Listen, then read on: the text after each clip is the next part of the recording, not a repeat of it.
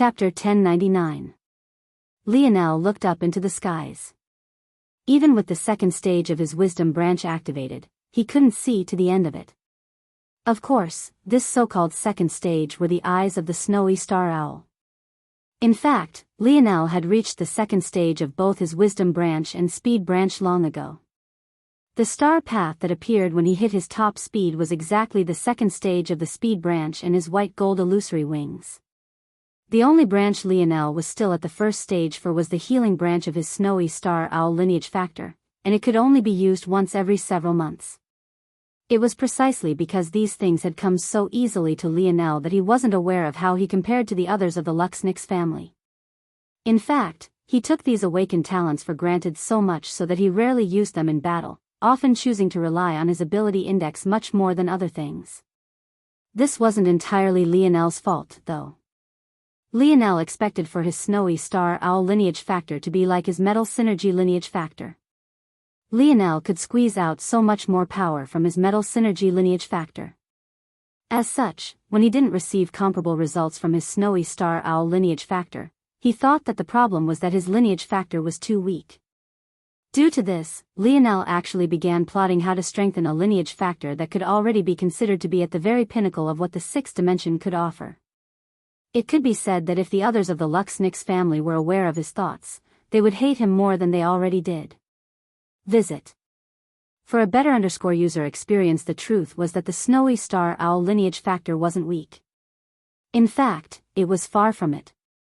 It could even be said that there were some lower-level 7th dimensional families that couldn't compare to it.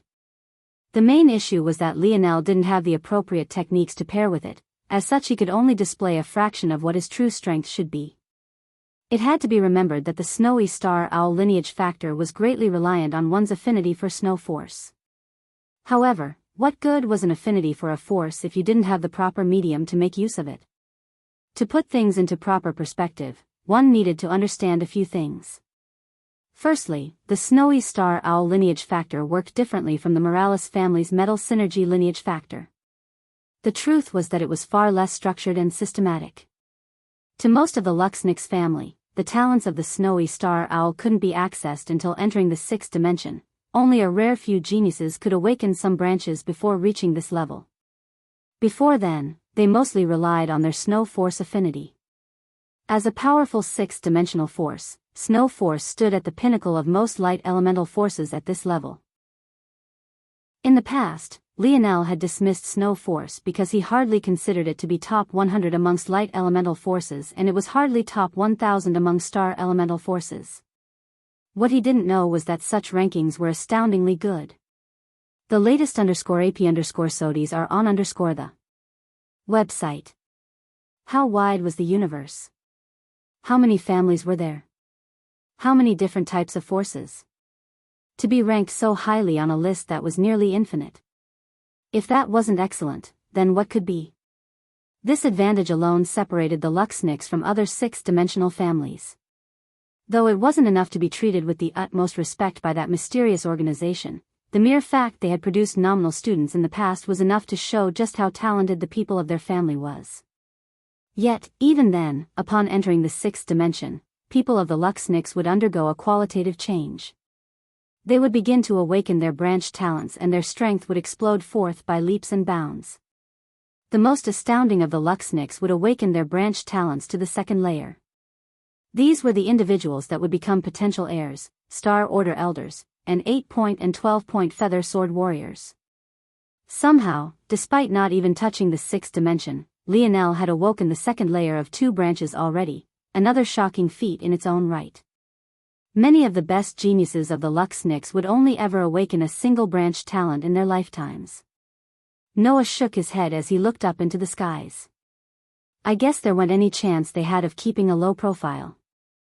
Unlike Lionel, Noah was aware of many more things. He knew exactly the kind of trouble this would bring. Visit.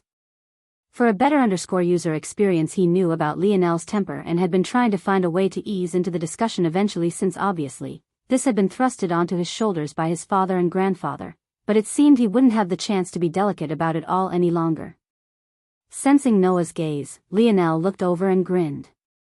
Not bad, right? Noah was speechless. Why did this cousin of his only seem to smile so brightly when there was trouble on the horizon? The Tier 4 youth holding onto the crystal ball stood speechless. Even as the lights in the skies slowly dimmed and the crystal ball finally shattered in his hand, crumbling to the ground, he still didn't quite know how to react. Every fiber of his being wanted to say that it was fake, that the crystal ball was faulty. But he knew better than to say something so foolish. The only way for the bloodline density tester to react in this way was if the bloodline was considered to be perfect. The latest _AP_SODIs are on the website. The only way to bring the snowy star owl lineage factor to perfection was by awakening one of the branches to the second layer. But there was only one other person in the younger generation who had done this while still in the fifth dimension. Chapter 1100. We need to report this. The Tier 4 youth snapped out of his daze, realizing just how big this matter was. Galfin, we still haven't, a youth behind Galfin spoke out.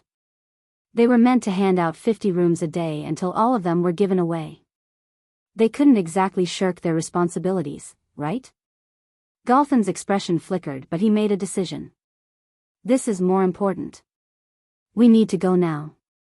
Well, move this back to another day. We have to hurry. Galfin turned to dash away. His two companions turned to leave as well, but they suddenly heard the sound of someone clearing his throat. Are you three really just going to leave like that? Galfin's steps froze and he turned back, his brows tightly furrowed into a frown. He was a member of the main branch, no matter what Lionel's bloodline density was, wasn't he being a bit too liberal with his words? The simple truth was that Lionel looked nothing like a person with a high density of Luxnix blood should. His skin was several shades too tanned, his hair was a nice shade of violet, but it definitely wasn't the same white or gold one would expect from a Luxnix, nor was it anywhere near as bright. By all rights, Noah looked far more like a Luxnix if you overlooked his emerald eyes. Due to these reasons, he hadn't expected much from Lionel to begin with, but now that he was calling out to him so casually, his suppressed displeasure was threatening to bubble forth. The latest _AP_SODIs are on the website. In the end, though, Galfin managed to control his emotions. Regardless of what Lionel looked like, the test wouldn't lie. And, knowing the family, he would likely be drafted into the main branch very quickly. In that case, Lionel's standing would be far superior to his own. There was no need to offend him for no reason. Do you need something? Galfin asked as neutrally as possible. Lionel smiled lightly, pretending not to see through Galfin's internal struggle. I and my companions are a bit poor. If we don't find a place to stay now, I'm afraid that we'll have to return to our home. By then, things might get a bit inconvenient for you. Galfin's expression flickered again. He couldn't decide whether Lionel was shameless or if he should be disdainful. What the hell was this? Clearly, Lionel was trying to get himself some free room and board using his newfound status. Forget it, it doesn't matter. If he enters the main branch, the room he claims will end up empty and it'll be the same result no matter what. I'll just give him the keys, he'll end up returning it anyway. How many rooms do you need? Lionel's gaze flashed as he finished the calculations. I need 12 three-person and 11 two-person rooms. Galfin's brow twitched. But he could already see that Lionel was trying to take a step back by not asking for the penthouse. In that case, it could be seen that he really needed these rooms. Alright, here. Galfin tossed a spatial ring over. As for everyone else, please come back tomorrow. Visit. For a better user experience without waiting to hear the cries of discontent, Galfin scurried away, leaving Lionel with a smile on his face. Lionel's gaze flickered when he noticed that Raya had appeared before him. Without hiding the curiosity in her gaze, she looked him up and down as though trying to understand something. You two are related? She asked. Lionel tilted his head. He's my cousin. Raya's gaze lit with curiosity. For two young men related to one another to have such high bloodline densities, it most definitely wasn't a coincidence. It was more likely than not that both were tied to the same scandal. At that moment, everyone from Earth surrounded Lionel and Noah again, their expressions beaming as they hoisted the two into the air. Or rather, tried to. "What the hell, Cap? Why are you so heavy?" Lionel laughed. His weight didn't bother him in the slightest, he didn't even feel that it slowed his agility or speed at all. However, the same couldn't be said for others. In the end, they hoisted Noah up beneath his protest and kicked Lionel to the side entirely. Raya watched on with a curious light in her eye. Who were these people exactly? They seemed quite close. Visit. For a better user experience, Galthan and his two companions rushed toward their aircrafts.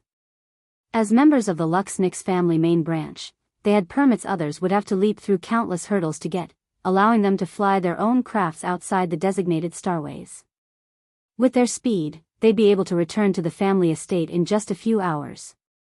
However, the three of them could have never expected to find the most beautiful woman they had ever seen waiting for them. None remembered what happened.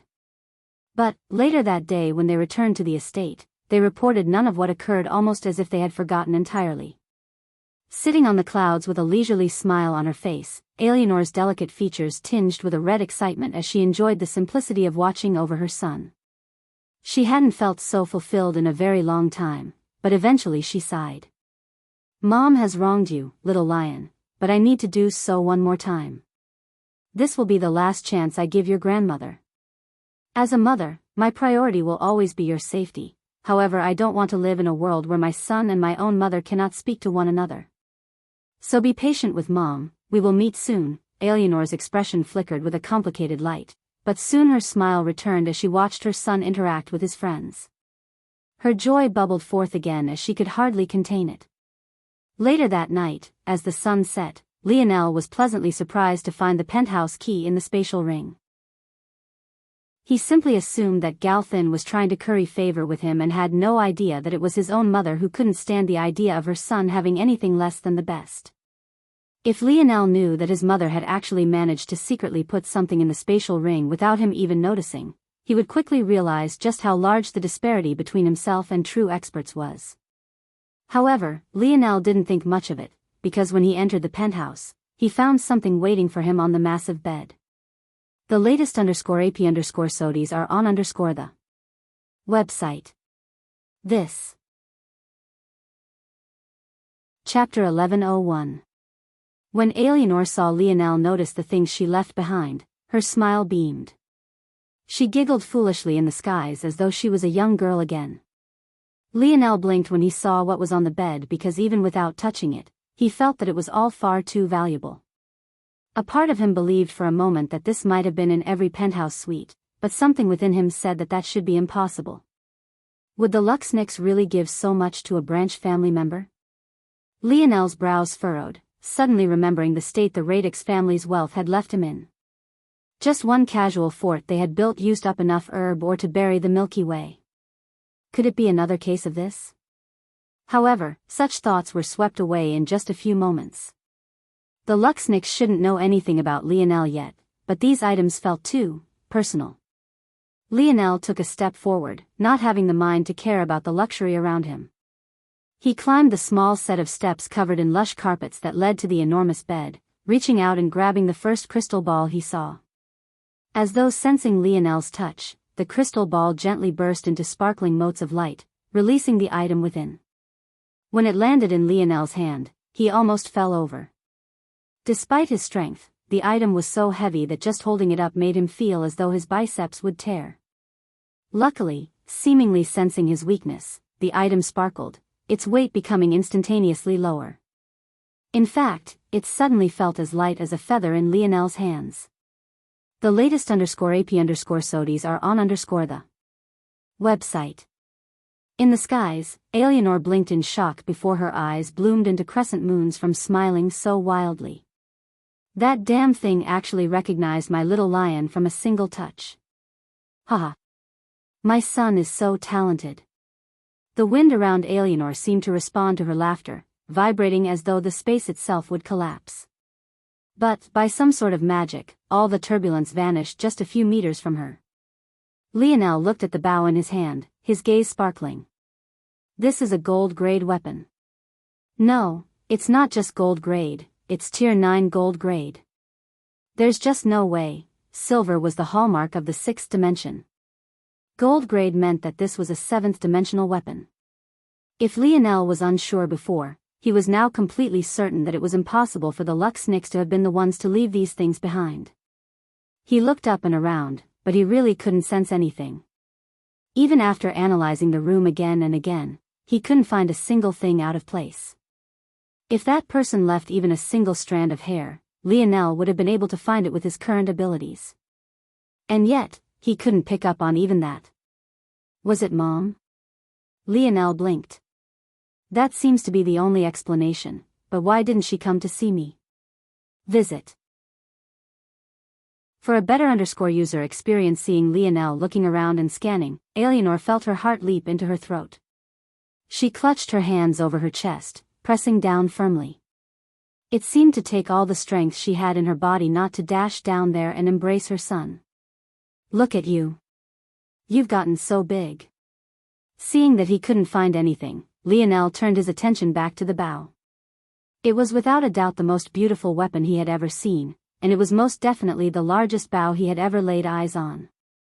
From tip to tip, the bow was 3 meters long. Its string grooves were fashioned into the heads of 2 white-maned lions with shimmering rubies for eyes, while its body was embroidered gold and white gold. Finally, its bow string itself glistened like it was woven of crystal fibers, twinkling even in the non-invasive light of the penthouse suite. Lionel couldn't help but raise the bow up and pull at its string. He had expected to not be able to move it even an inch.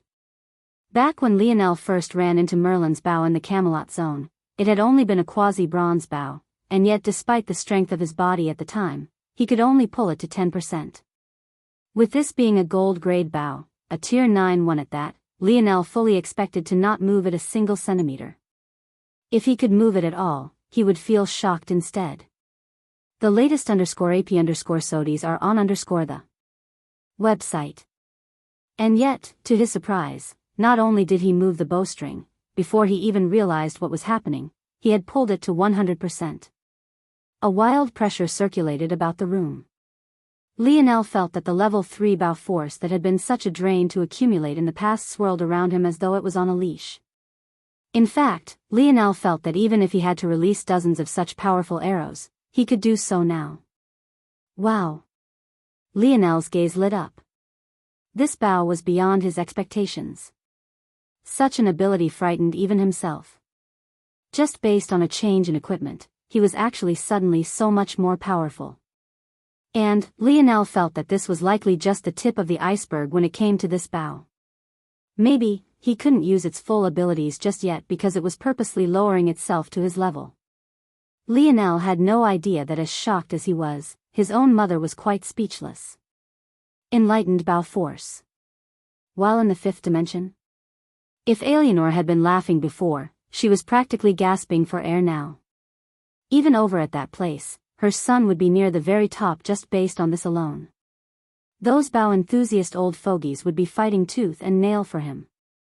The latest _AP_SODIES are on the website.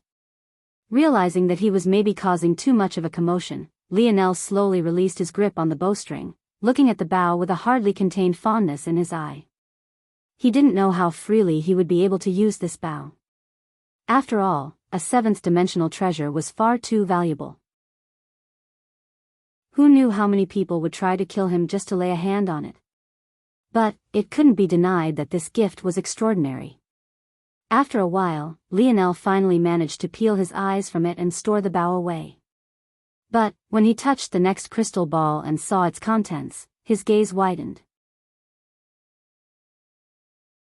Chapter 1102. The oars fell into a beautiful pile on the soft bed. For a very long time, Lionel couldn't bring himself to move or even breathe. He had to double and triple check that he was seeing correctly, and with his thinking speed, he actually ended up checking several hundred times before he realized that it all wasn't an illusion. Evolution Oregon. Not just any evolution ore, but both 5th-dimensional and 6th-dimensional evolution Oregon. Of the former, there were actually 20 essences worth. For the latter, there were exactly 10, the minimum amount Lionel needed. This was why Lionel had felt that these gifts were simply far too personal. Evolution ore was exactly what he needed to form the foundation of his divine armors if he wanted to continue following his father's crazy plan. It had to be remembered that the divine armor Lionel was wearing right now was still fourth dimensional. The reason it could display so much strength within the fifth dimension was precisely because Lionel had used evolution ore as its foundation. The trouble with this approach, though, was the difficulty in finding evolution ore again.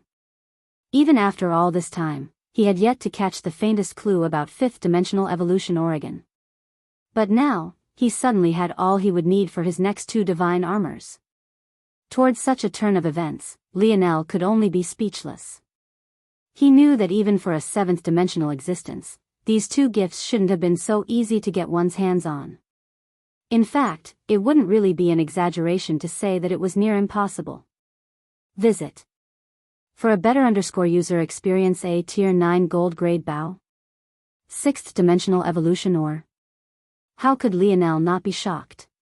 Even with his limited scope of the dimensional verse, he knew just how valuable these things were. Lionel couldn't help but look around again. But, even with all the giggling of his mother, he couldn't detect her at all. Without a choice, he could only store these ores away as well. Now, he just needed to find the core piece of his next divine armor, then he could start designing it. Lionel had already planned to use the snowy star pendant to exchange for the core of his 5th-dimensional divine armor. Now, he was even more determined to do so. Lionel moved on to the next crystal ball, but this time he braced himself. If he got shocked to the point of silence every time, he might very well be here forever. The next crystal ball burst into motes of light and crystals, revealing a delicately embroidered pouch. It alternated in deep blacks and gently glowing golds. When Lionel opened it up, he found that it was actually a spatial treasure. Within it, he not only found billions of purple coins, there were even billions of kilograms of 6th-dimensional herb ore and millions of kilograms of 7th-dimensional herb ore. Again, visit. For a better user experience, it was safe to say that Lionel had never seen such wealth concentrated in one place. It only confirmed just how low his previous bounty was. He really was just a petty criminal. Of course, this wasn't exactly true.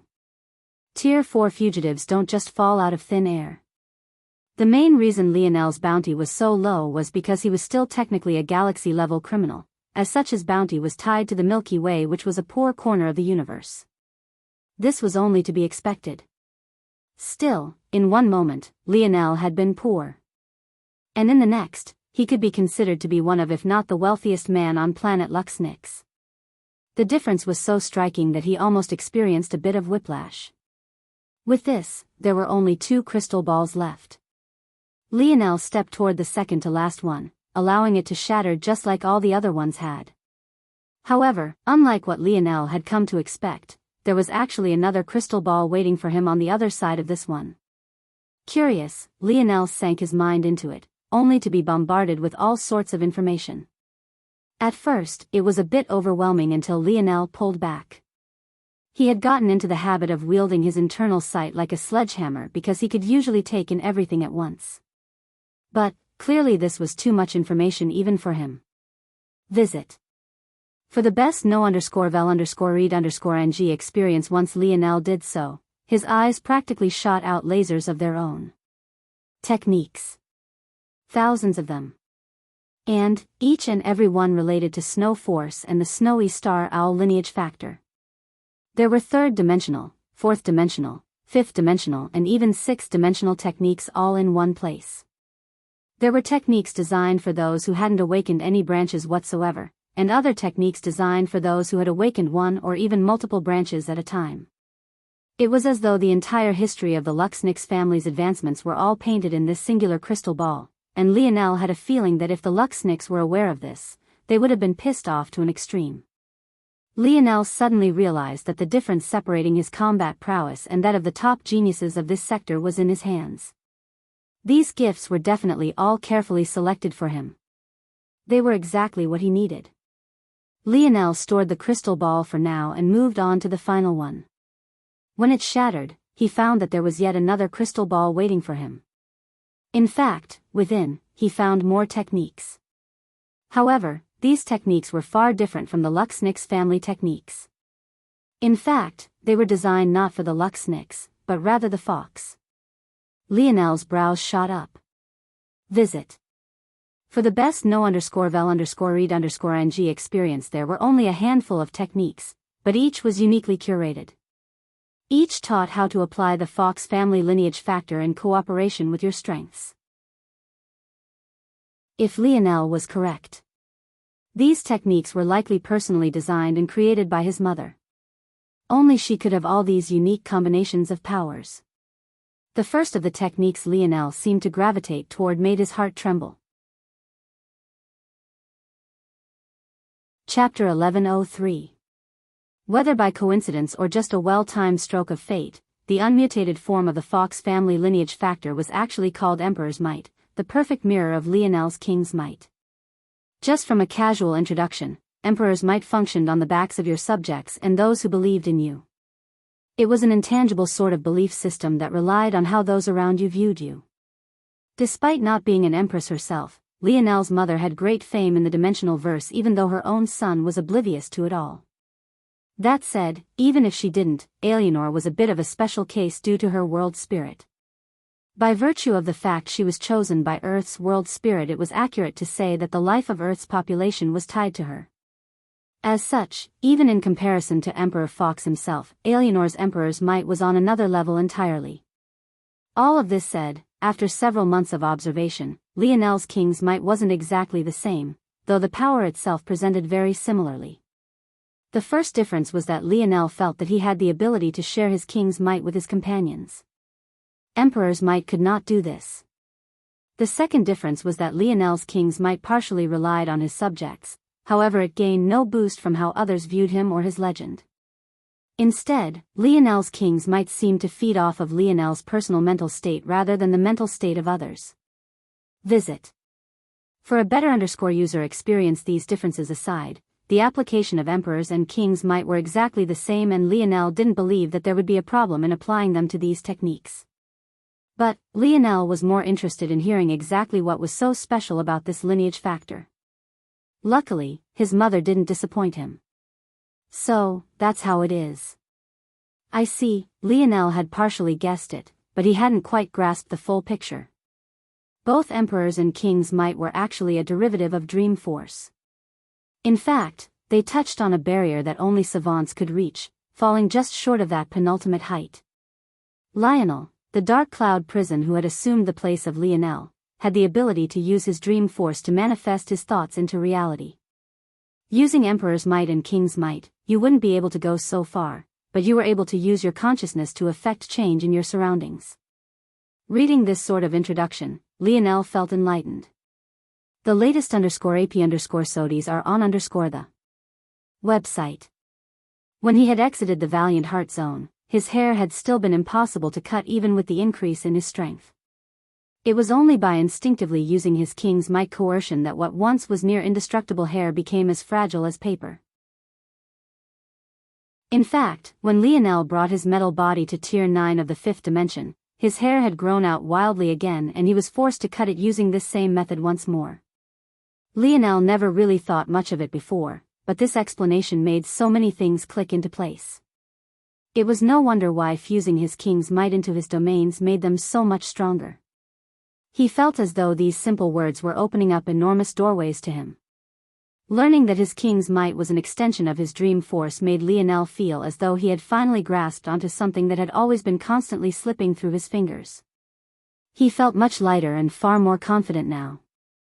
When he finally turned his attention back to, it felt like it was made for him. In fact, he felt like all of these techniques were made for him. It fused the piercing gaze of the snowy star owl with Emperor's Might, forming a level of sensory perception that internal sight alone couldn't match. It was able to see through illusions, the power levels of those beyond your dimension, and even see through usually invisible fluctuations in force. However, this was just the first level of the technique. Upon reaching the second level, your gaze could gain coercive effects of its own. In that case, your eyes could be used to disrupt and interrupt the flow of force. Visit. For a better user experience reading to this point, Lionel couldn't help but remember back to the flock of birds White City had brought to attack Camelot during Terrain's invasion. That species had been able to use their eyes to disrupt the flow of force, and it rendered mages completely useless. This technique seemed to take this to an extreme. If you were potent enough and you could see through the weak point of a technique with enough speed, just your gaze alone could force it to disperse. It was truly a beautifully constructed technique. In fact, Lionel felt the same about them all. He almost didn't care enough to even look through the Luxnix family techniques. He was completely immersed in the world of his mother's creation. It took a lot for Lionel to be impressed, mostly because with his mind, he was usually able to quickly deduce how people accomplished the things they did. Such an ability made it difficult for anyone to move him from his baseline. However, Lionel had nothing but praise for his mother. The straw that broke the camel's back was most definitely when Lionel saw a version of his mother had created that was several times better and more flexible than his own. Instead, she called it. The very same crystal balls that Lionel had received all of his gifts from were exactly an application of this technique. However, that was the easiest part to accept. What was absolutely fascinating was that a formation of could have a law attached to it. This law would be governed by your empire's might. Or, in Lionel's case, his king's might. So long as you were within the confines of and the world was not broken, this rule had to be followed. The latest _AP_SODIs are on the website. That was when it clicked for Lionel. The law his mother must have attached to his gifts was that the world would open so long as Lionel was the one to touch them. Wow! Lionel was floored. The complexity of this technique was beyond his wildest imagination. Chapter 1104. Lionel felt that his was inferior to his mother's in almost every way, shape and form. The only advantage he would have was in the sturdiness of the space he could create thanks to his version being anchored by earth force. But, whether it was flexibility of use, stamina consumption, and applications in battle, it was a clean sweep for. Not to mention all of this, was practically like having a domain of your choosing on command. Of course, the law you set worked better the simpler it was, so this wasn't exactly true. But, if an ability like this was paired with Lionel's intelligence in battle, who knew how many people he could play to death with it? Lionel's fingers subconsciously stretched outward, wiggling about lightly as force followed their movements. Lionel had thought that he wouldn't be used to the foundational magic system his mother used to create this technique. After all, he had used Camelot's magic system to turn an artistic conception into reality, but his mother hadn't returned to Earth in a very long time, so she shouldn't have had the time to learn about it. But, after analyzing the technique, Lionel was shocked to find that the foundation his mother used wasn't only similar, it was identical. He had no other way of explaining this other than chalking it up to his mother's world spirit. There didn't seem to be another way for her to have known about it. This conclusion led Lionel down another shocking revelation. His mother was like a cheat code.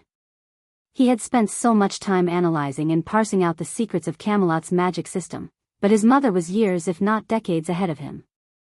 Subconsciously, the easiest first layer of formed for Lionel, a small crystal ball appearing before him like a blown bubble. It reflected delicate rainbow colors as though it might pop at any moment. Visit. For the best no_vel_read_ing experience still observing Lionel up in the sky, Eleanor blinked in shock for already the third time that day.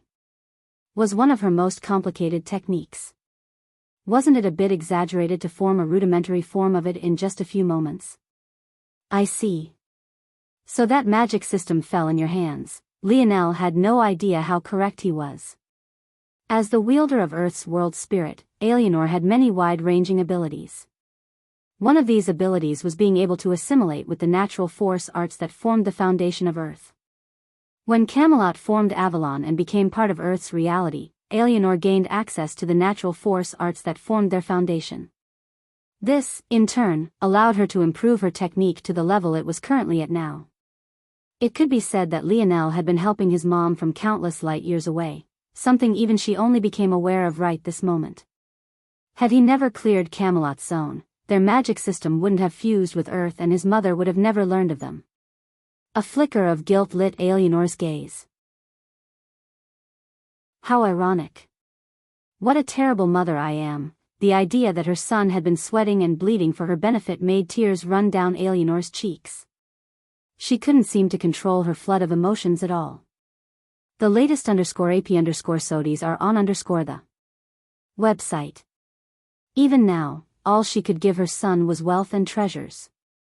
She was under no illusions that this somehow made up for all the years of his life that she had missed. Lionel was oblivious to all of this. He had no idea that it wasn't because his mother was decades ahead of him, but rather that as the world's spirit wielder, she didn't need to study Camelot's magic system like he did. It came as naturally to her as breathing. Technically, she had learned the magic system at the same time she did. However, functionally, they might as well have had thousands of years of separation between them. A light purple aura formed around him, forcing the rainbow colors of the bubble before him to take on various hues of violet instead.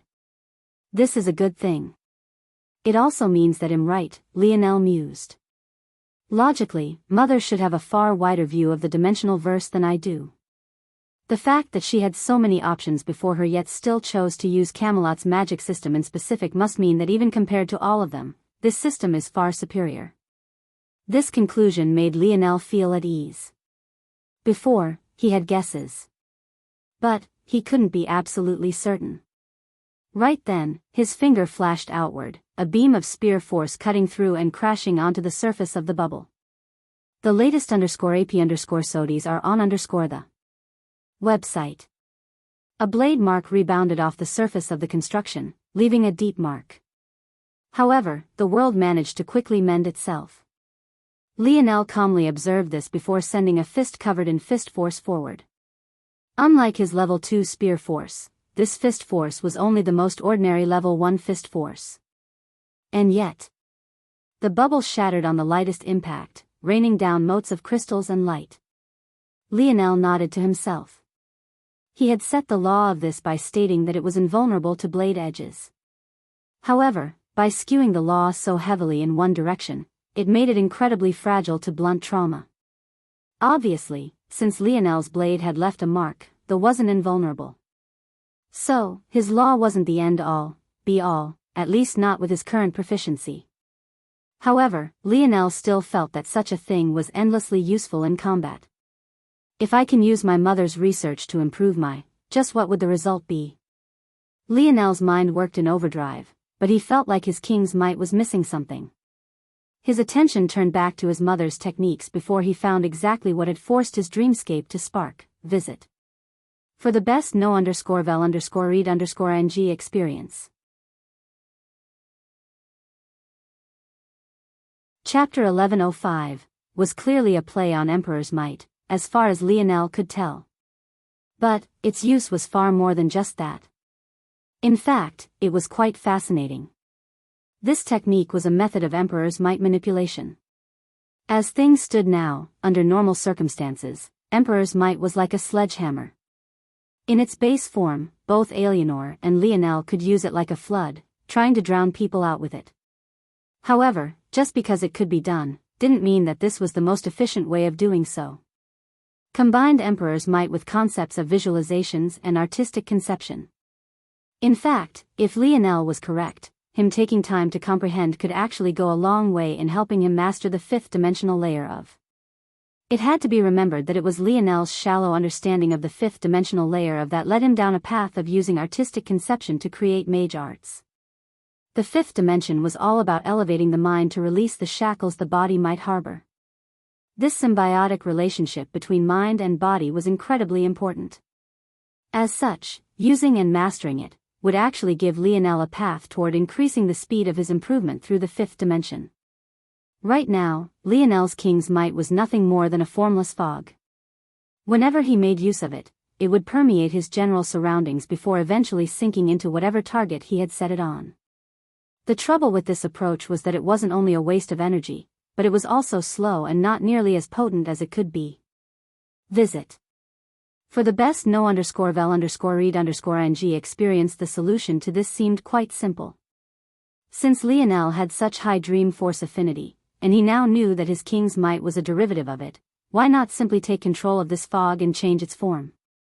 Of course, he could do this, and this would likely help mitigate the slowing and wastage of his king's might. However, that was all. It was a mere surface solution to it all.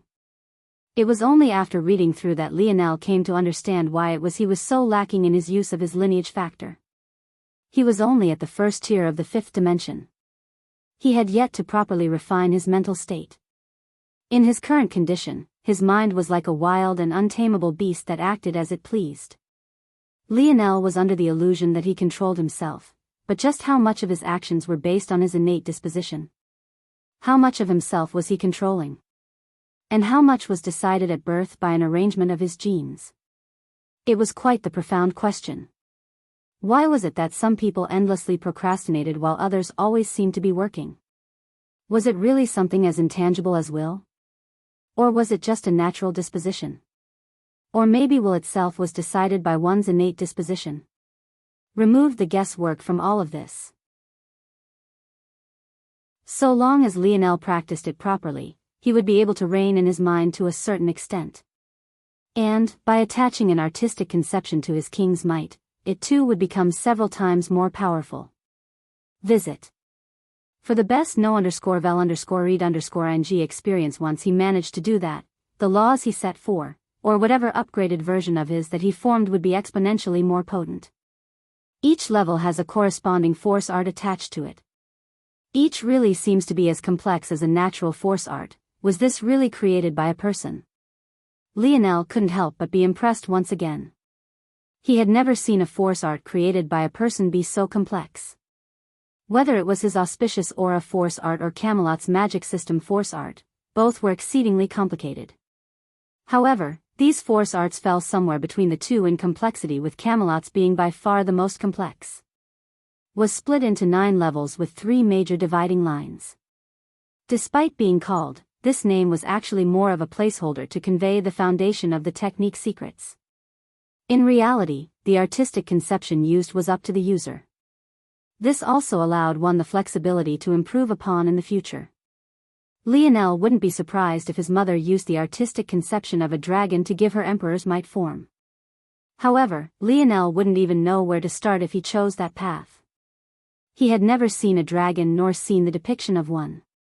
Though he had read and seen a lot of them in fiction back in his younger years, that wasn't nearly enough. Wait. Do dragons actually exist? Lionel's brow furrowed before he shook his head. That hardly mattered right now. What he needed was a proper artistic conception, one that was both easy to observe and easy to scale. With Lionel's thinking speed, he immediately thought of several possibilities. Visit.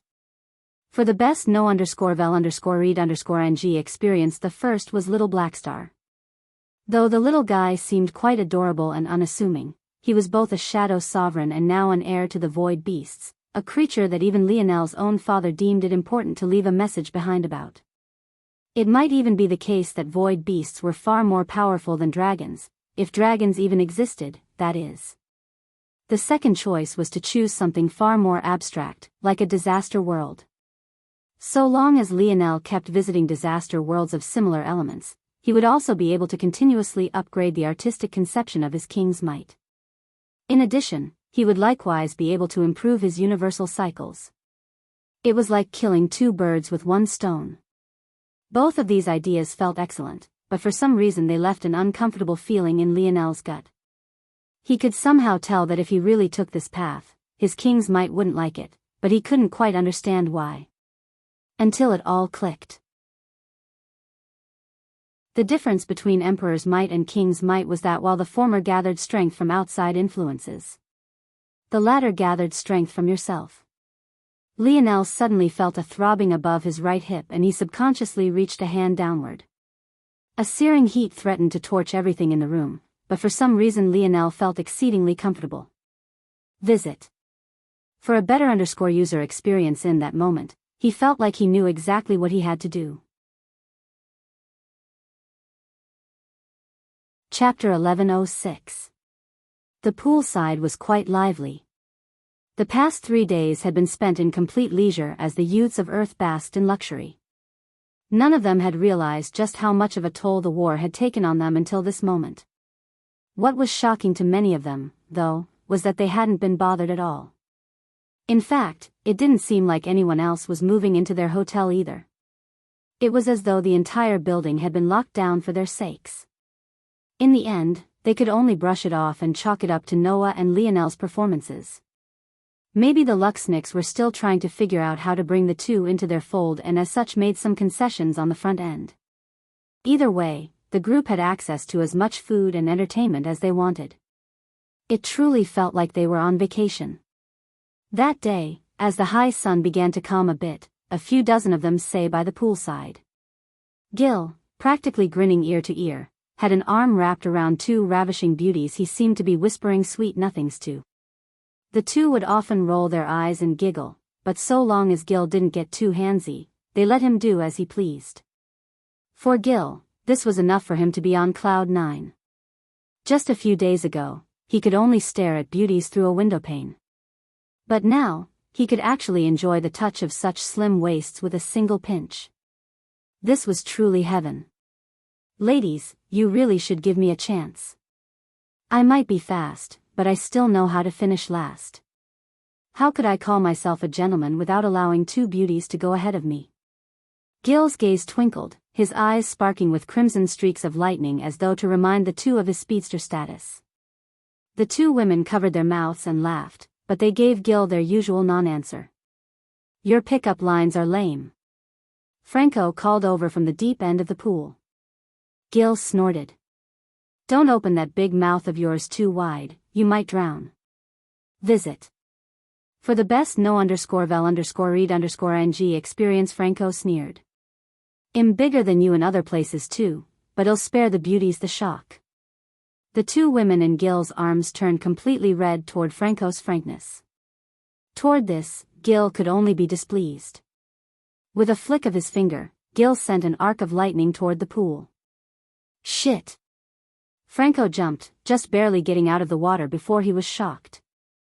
You little bastard. Franco snarled. Who are you calling little? Gil seemed to forget about the two women in his arms as he let them go to charge after Franco. Soon, their third battle of the day had erupted, leaving the two maids looking toward one another with speechless expressions. The laughter and ambience of the poolside didn't fade as the two fought. In fact, it only seemed to become livelier. Some even began to place bets on who would win this time. To the side, Noah sat in silence. By some miracle, he had been convinced to wear a pair of swimming shorts and his bold, refined chest was displayed for all to see. With how defined his muscles were, it would be difficult to pick a winner between him, Lionel and Alan. Though, as usual, Alan was wearing overly baggy clothing even by the poolside. Is there a problem with Lionel? Jessica, who was wearing quite a conservative one-piece swimsuit, tried to strike up a conversation with Noah once again. Somehow, though, every time Noah looked toward her, he would look away just as quickly as though he was seeing something frightening. Visit. For a better user experience, it was only after Jessica wrapped a shawl around her waist and partially covered her long, slender legs that Noah finally seemed to become normal again. No. I think he should be fine. Thinking back to what Noah had found on his bed 3 days ago, he assumed that Lionel must have received something as well. He was probably enthralled by it all. Cap. As though on cue, Lionel opened the side doors of the hotel to find himself by the poolside as well. Seeing that everyone was here, he couldn't help but smile. Yip. Yip. Little Blackstar hopped from Lionel's head, jumping toward the group of ladies who seemed to fall in love with him instantly. Clearly, they had no idea how much of a pervert the little guy was. You guys seem to be having a lot of fun. Seems I've missed out. Hee hee, don't worry, Cap. I know you were just enjoying the presents we sent your way. Gil, who had Franco in a headlock, looked over with a mysterious grin. Lionel blinked in confusion. Presents? Yeah. Don't worry, Cap. Well, keep it a secret for you. Visit. For a better user experience, Lionel was speechless. He had no idea that these guys had sent over some service women to his penthouse. But, long before they could even make it to his door, they had been intercepted by his mother. How could Eleanor allow her son to be serviced by such low-class women? Eleanor was all in favor of Lionel having dozens of wives, but they all had to be of the highest quality. He couldn't just wildly cede any plot of land. Lionel, though, had no idea about any of this and could only make some connections through the hardly disguised lewd gazes of his brothers. It was to the point even the women picked up on it, leaving them with no other choice but to turn their heads away in embarrassment. Lionel opened his mouth to explain but in the end just shook his head and sighed. He had to admit that he was a bit pent up. The stronger his body became as he progressed his metal body, the stronger those urges seemed to become. It also didn't help that he had been abstaining from such thoughts ever since Aina vanished. He shook his head again. What am I thinking? Gil's perversion is rubbing off on me.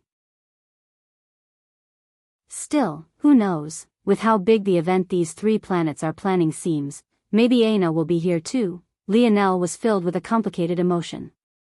How would he face Aina when he met her? He didn't like the idea of apologizing because he didn't feel like he had done anything wrong. Or, at the very least, he felt that they had wronged each other. Forget it, maybe as a man it was his duty to suffer a loss in this case. Who cared who was right or wrong as long as they could be together again? Wait, that was wrong too. If they approached things like that, the festering wounds that led to their separation in the first place would only grow, then they'd probably end up separated again. Lionel felt a headache coming on.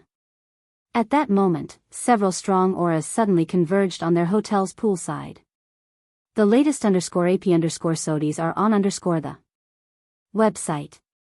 Lionel looked up to see several youths making their way forward. All of them had a single thing in common, they shared the Luxnix bloodline. Chapter 1107. Lionel calmly observed these approaching figures. There weren't many of them and it also wasn't clear what their purpose was at a single glance. However, Lionel had some guesses. The peace could only last for so long. Their group had not only somehow monopolized an entire hotel and its amenities for themselves, but they hadn't even had to fight for it like the others had. Such branch family members wouldn't dare to find trouble with the main Luxnix family, so the next best option was to attack the root of their dissatisfaction to begin with. At first, they were apprehensive. After all, some lingering rumors about what must have happened 3 days ago had circulated. Many thought that it wouldn't be long until members of the main branch came to usher Lionel and Noah in. If they made a move before that, wouldn't they be shooting themselves in the foot? But, after 3 days of no movement, not to mention a few more rooms being claimed through competition, the other branch family geniuses seemed to realize that the Luxnix didn't have the intention of coming for Lionel and Noah now. Logically, it should only take an expert of the Luxnix a few hours at most to come here using a flying craft. If they used a teleportation formation, it would at most take a few minutes. 3 days was definitely too long even if potential delaying factors were taken into consideration. The fact that the Luxnix hadn't come more than likely meant that they were still waiting for Lionel and Noah to prove themselves. These branch family members had no way of knowing what the strength gauge for main branch members were. They only knew that Lionel and Noah were better than they were, but they didn't have a frame of reference for the main branch. This along with the fact the matters of that day were only being spread by vague recollections made solid deductions even more difficult. Visit. For the best no_vel_read_ng experience in the end, the other branch geniuses found themselves to be greatly dissatisfied. The youths of Earth hadn't even had to fight for their places. Since the Luxnix were clearly still testing them, didn't that mean that defeating them would gain them fame as well? At the helm, 3 youths with gazes that practically spit fire led the group. Though Lionel had no idea who they were, their auras were quite strong, all of them having stepped into Tier 7. Behind them, there were a handful of Tier 5 and 6 existences. If Lionel was more informed, he would have known that these 3 youths were yet more members of the Luxnix top 10 branches. This time, rather than the 10th and 12th ranked, it was the 8th, 7th and 5th. The Luxnix family system worked quite simply. The main branch was located within this three-pillar galaxy and shared the quadrants evenly with the Viola and Montex families. The branch families spread themselves throughout the sector. Some of the most powerful controlled entire galaxies of their own, while the weaker ones controlled several quadrants within a galaxy. A branch family's rank wasn't static and rather fluctuated. There were monthly, yearly, and per-decade rankings. This system stopped branches that were on top from growing complacent and also gave lower-ranking branches a chance to display their hard work and claim rewards. This ranking system was based on contribution. This included zones of note cleared, taxes paid, worlds conquered, and even additional elective contributions. These contributions were tallied and given scores that would eventually reflect in the rankings. Visit. For the best no_vel_read_ng experience, of course, the more powerful families tended to have the better rankings and received the most support from the main branch. The 8th branch was known as the Mueter branch, the 7th the Unia branch, and the 5th the Cuban branch. Though their rankings weren't as stable as the top 3 branch families, their confidence spoke volumes for itself given how boldly they had chosen to come here. What the hell is this? I spent all that time waiting, being held back, for this? They're practically all in Tier 1, is this a fucking joke? The youth from the Unia branch, Kraka's Luxnix, wantonly swept his internal sight everywhere he pleased. Without even trying to hide it, he showed not a single person present a single ounce of respect.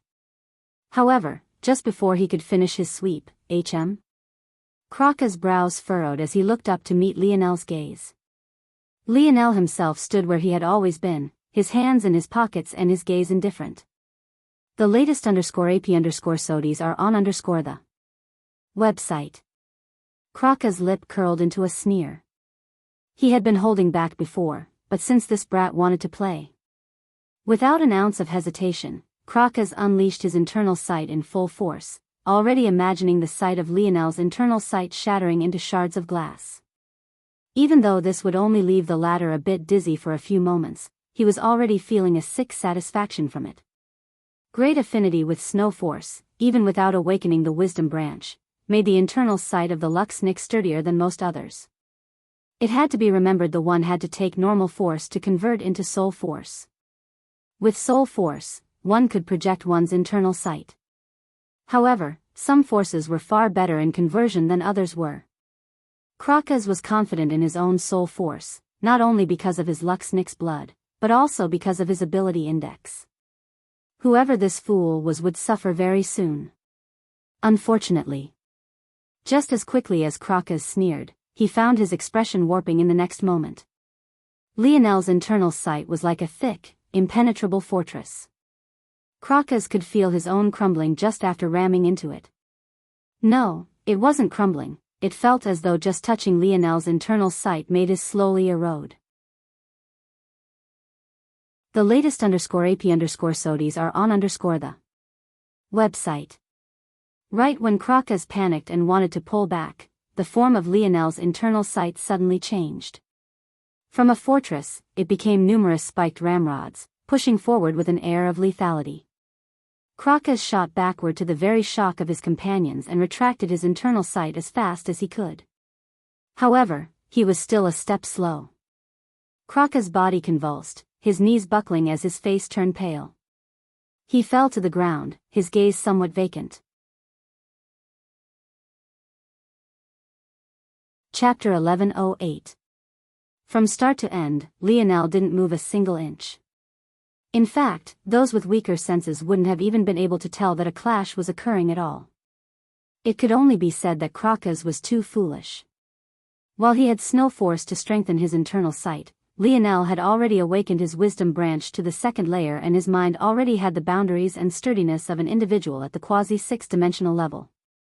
This had been the case long before he ever stepped into the 4th dimension, let alone now that he was in the 5th. As though that wasn't enough to widen the gap, Kraka's used regular soul force while Lionel used the purest form of soul force, dream force. With this disparity, even if Lionel only crudely controlled his internal sight, he would have still been able to crush Kraka's. But, after being given the Luxnix library of techniques, Lionel had touched upon an entirely new level of internal sight control. The breadth of techniques the Luxniks had in this regard were impossibly numerous. Just now, Lionel had only used the most basic of third-dimensional internal sight manipulation techniques, and yet the difference was actually so striking. Of course, there was one other reason why the difference was so drastic, a reason related to the corrosive attack Krakas felt true fear for. It could only be said that Krakas had shot himself in the foot. Krakas. Visit. For the best no_vel_read_ng experience, the members of the Unia branch that had followed rushed after Krakas to help him up. The latter was still in a daze, but his cloudy eyes began to slowly sharpen, only for it to flash with a hint of seriousness and fear. He felt that if Lionel had insisted on pursuing him in that moment, his outcome wouldn't have been as simple as a spout of dizziness for a small while. He almost felt as though his mind could have been destroyed. Of course, Krakas doubted that Lionel could really accomplish it. This wasn't because he was looking down on Lionel. He had already learned a lesson against that just now in the harshest way possible. The main issue was that internal sight that had been retracted into the mind couldn't be so easily messed with. In fact, trying to do so would have put Lionel in danger instead. The leading youth of the Mueter and Cuban branches looked back toward Krakas with equally serious expressions. They had been paying attention to what happened just now. Usually, internal sight was quite fluid. Several internal sights could overlap and pass through one another without issue normally. However, techniques for internal sight taking shape and form like that were extraordinarily rare, and those who had such proficiency in them were even rarer. It almost felt like a perfect one-to-one of Lionel's consciousness. Of course, they had no idea that it was exactly this. With Dream Force, Lionel's control of his internal sight was a thought away. After all, Dream Force was the embodiment of consciousness. So you were a specialist of the Wisdom branch. It seems we've underestimated you. Nigrith, the Tier 7 youth of the 5th-ranked Cuban branch, looked toward Lionel deeply, his tone and expression touched with a hint of seriousness. The latest _AP_SODIs are on the website. The Wisdom branch was probably the most respected of the Snowy Star Owl's 3 main talent branches. The Luxniks had a saying that it was from wisdom that all other things sprout. Those who specialized in the Wisdom branch had statuses that were a margin higher than those who were of the Speed or Healing branch. However, that was all. This wasn't enough for these youths to back down. It had only taught them that they shouldn't get into a war of internal sight with Lionel. Seeing that they had come to such a conclusion, Lionel didn't bother to correct them.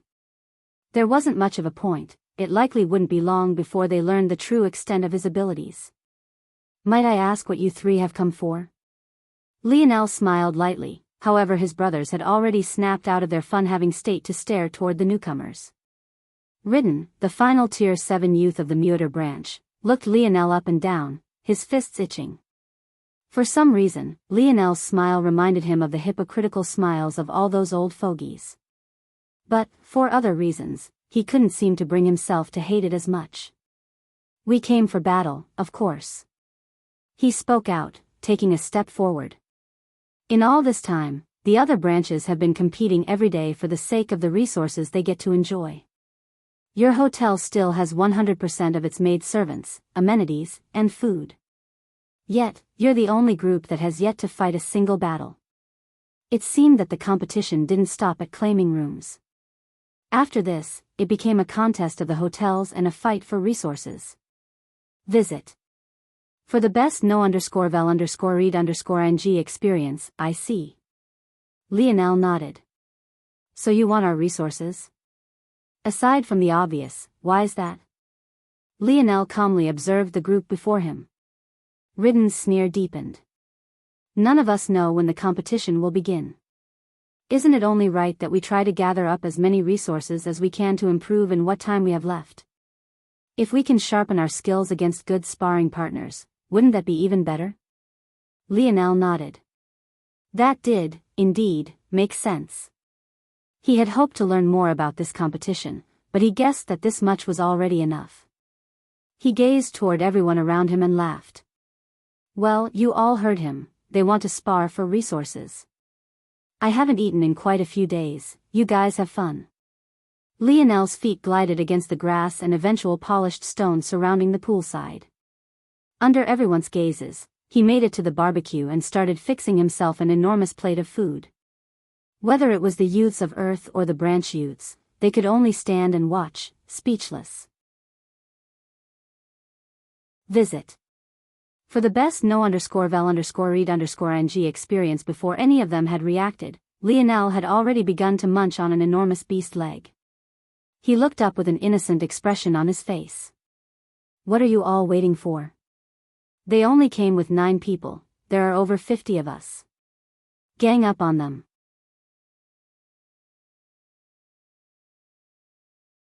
Chapter 1109. Shameless.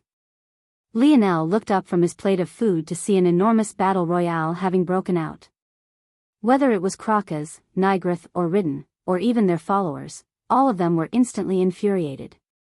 However, toward this reaction, Lionel could only shrug.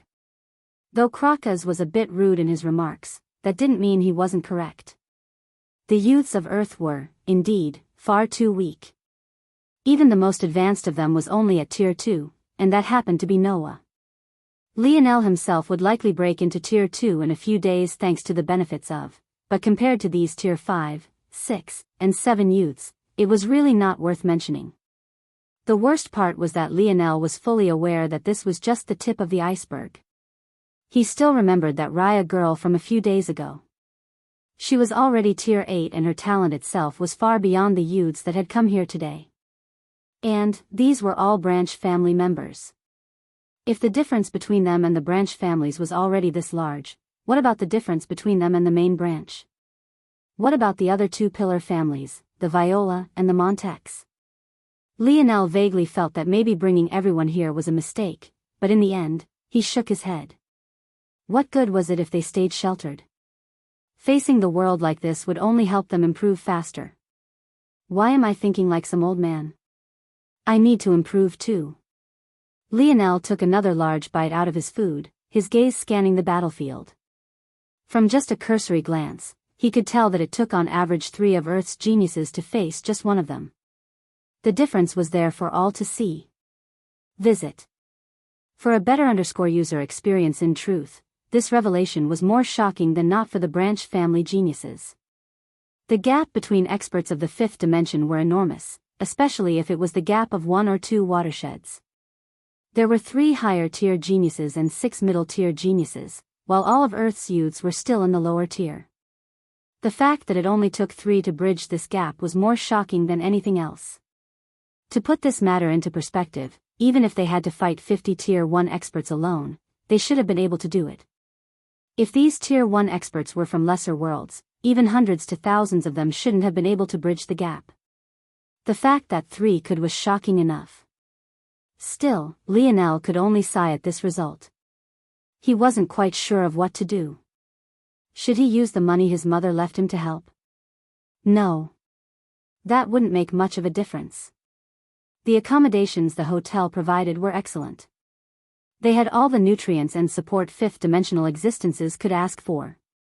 Should he use the silver tablet to help loosen their bottlenecks? This was a possibility, but having learned about the 3-finger cult, Lionel realized that his past acts of openly and freely using the silver tablet was far more dangerous than he knew. He had only done so because he thought he was the only one potentially aware of its existence, but clearly this wasn't the case. Realizing this, Lionel knew that he couldn't casually rely on the silver tablet any longer, at least not for people he didn't have absolute trust in. He would trust his brothers with his life, but he barely had a surface relationship with the other youths of Earth. He didn't have the luxury of freely believing in them. Hold this, USOB. Raj swung down a massive hammer of metallic sand. His violent movements caused that layers of fat that coated his body to peel backward and press down, surprisingly revealing the hint of a powerful physique. The latest _AP_SODIs are on the website. This wasn't too surprising to the others. Before the metamorphosis, the strongest of them all in terms of raw power was most definitely between Raj and Arnold. It was too bad he refused to lose weight even after no longer needing it for football. Lionel smiled as he watched them all push the branch family geniuses back. His gaze slowly left the battle, aiming up toward a distant hotel roof. Did he see us? So what if he did? Another responded with a yawn. Isn't this a bit too shameless? We should just storm down there and end it all. By the time we're finished, they won't have a place here any longer. Maybe, but it's interesting, don't you think? What the hell is interesting about these weaklings? None of them have Luxnick's blood. Of the two that do, one of them is clearly not trying very hard, while the other is eating. Yet, despite not having Luxnick's blood, or Viola and Montek's blood for that matter, it only takes 50 of them to overwhelm 9 of us. The latest _AP_SODIs are on the website. A snort sounded. Don't us me together with them. Those few down there don't even have 0.20 blood density, why are you lumping me in? Just shut up about yourself for a second. If you want to be so arrogant, why don't you take that attitude to the Luxnick's family estate, go see how the real geniuses feel about you. The snorter fell into silence, sending a glance over to the man by his side. Anyway, use your head for a second. How is it that a group of youths without a drop of the 3 strongest bloodlines of this sector somehow have the strength to fight back in a 50-on-9 battle against individuals who do have it? Don't you think it's fishy? The rooftop fell into silence. This was indeed a bit surprising.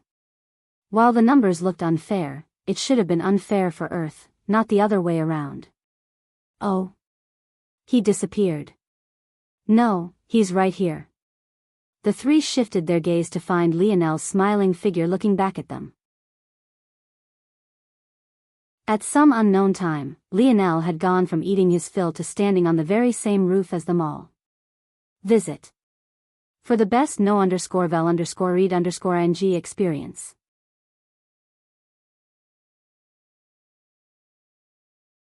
Chapter 11:10. Hello. Lionel smiled lightly as though he was meeting some old friends. The 3 youths before him were quite unique. They all had golden hair, though not as pure nor as bright as main branch members. However, what truly distinguished them were their eyes. One had a pair of radiant blue irises, another had very warm brown eyes that seemed only a shade or 2 away from amber, and the last very pale green eyes. These were the hallmarks of the top 3 branch families of the Luxnicks. There was Qian, the Tier 7 genius of the 3rd-ranked Vora branch and his pale green eyes. Vaughn, the Tier 7 genius of the 2nd-ranked Strack branch and his brown, near amber eyes. And finally, there was Ren, the Tier 7 genius of the 1st-ranked Ruotern branch. Each of these 3 branches controlled an entire galaxy all to their own and had positions that were quite interchangeable. The gap between them were so close that they were functionally seen as a single unit. In fact, there was a large disparity between themselves and the 4th-ranked branch families and beyond. Lionel couldn't help but note that all of these top-line geniuses were Tier 7. The only exception had been Raya, who was Tier 8. That was likely not a coincidence, but Lionel didn't have enough information or data points to draw a conclusion. Of course, if Lionel had known that Richard Viola, who he had met in the Dimensional Cleanse trial world, was a member of the Viola family, he would have noted that he too had been Tier 7. By then, he might have realized that there was more to this than what it seemed. Qian, Vaughn and Ren all looked toward one another before looking back toward Lionel. They had been leisurely watching the battle in one moment, but the instant they lost track of Lionel, he had already appeared here. Was it teleportation? But there was at least a half-kilometer distance between themselves and where Lionel had been. How could someone in the 5th dimension teleport so far in a 6th-dimensional world? Their expressions turned serious. I assume that you came here for a reason? Qian, the most abrasive of the 3, was the first to recover, dressing down Lionel with his gaze. Visit. For a better _user experience, of course. Lionel said lightly. I just wanted to ask you all not to make things too difficult on me and my people. It would be quite a problem if we also had to fight you all too. The 3 were stunned. What had this man just said? Did they hear correctly? Qian burst into a fit of laughter, slowly standing up from his reclining chair. His green eyes flashed to a peak of emerald for a moment as he took a step forward. Are you asking us to show mercy? Well, if you want to think of it that way, to accept my proposal, sure. Qian's sneer only deepened when he heard this. This is the first time I've ever heard of a Luxnix being so cowardly. Sure, we can agree not to attack you. Just hand over all your resources and scram first. If you didn't even want to fight, why did you come all the way here? To embarrass your ancestors? Not exactly. Lionel responded quite calmly despite Qian's words. How old are you this year? Qian frowned hearing the line of questioning. However, it wasn't like his age was a secret to begin with. Since Lionel was being so amusing, he thought he would oblige. I'm 102 this year. If you're thinking of using your age as an excuse, I've already been at Tier 7 for 13 years already. If I had wanted to, I could have been in the 6th dimension already. Lionel nodded. Well, the oldest of them is only 23. Don't you think you should show some leeway as their senior? Visit. For the best no_vel_read_ng experience, the pupils of the three constricted. What they didn't know was that it wasn't exactly accurate to say that they were 23. After all, many of them had only been in the dimensional verse for 4 to 5 years. On the other hand, these branch family geniuses started training when they were toddlers. It simply wasn't the same. After his initial shock, Qian's face settled back down. I don't know if you're trying to bullshit me or not, but do you take me for a fool? Where would you possibly get so many young 5th-dimensional beings from? And, even if by some small miracle you weren't lying. So what? You want me to give up my chance at a bright future because you're all so young and innocent? Even if you were a baby in a stroller, if it meant me claiming a spot among them, I'd stab a knife through your chest without hesitation. Lionel fell into silence when he heard these words. His gaze shifted from Qian to the other two. You're right. He finally said. It was a bit stupid of me to ask for such a thing. Lionel's palm flipped over and a 3-meter-long dual-bladed silver spear appeared. Let's fight, then. Within the Luxnix family estate, two familiar young men sat, enjoying the lavish lifestyle they had been living over the last several weeks. It had simply been too long since they had a chance to rest like this. Being in that place had always felt like being in a constant hellish storm. Of course, these two young men were the prim and proper Aurinik and the lazy, untidy Ganner. It wasn't much of a surprise, then, that one side of the dining table was filled with clean plates and cleanly cut pieces of meat while the other looked as though a tornado had passed through. Visit. For the best no_vel_read_ng experience, however, at that moment, both young men froze in unison, their gazes turning somewhat vacant as though they were listening intently to something. Young sirs. Aurinik and Ganner were currently being entertained by the geniuses of the Luxnix family. Though Miguel wasn't present, the only 3 youths of this generation to surpass 0.50 bloodline density were. The one who spoke was the youngest and shortest of them.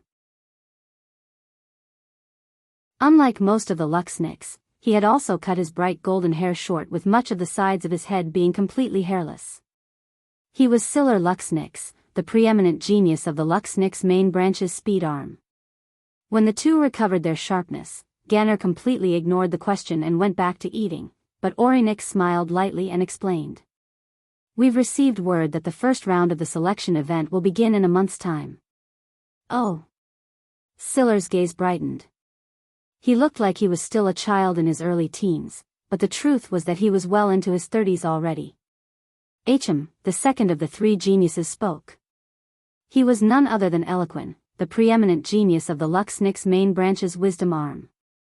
He seemed to carry the sharp eyes and slick tongue one would expect from such a person, and he was the tallest of the 3.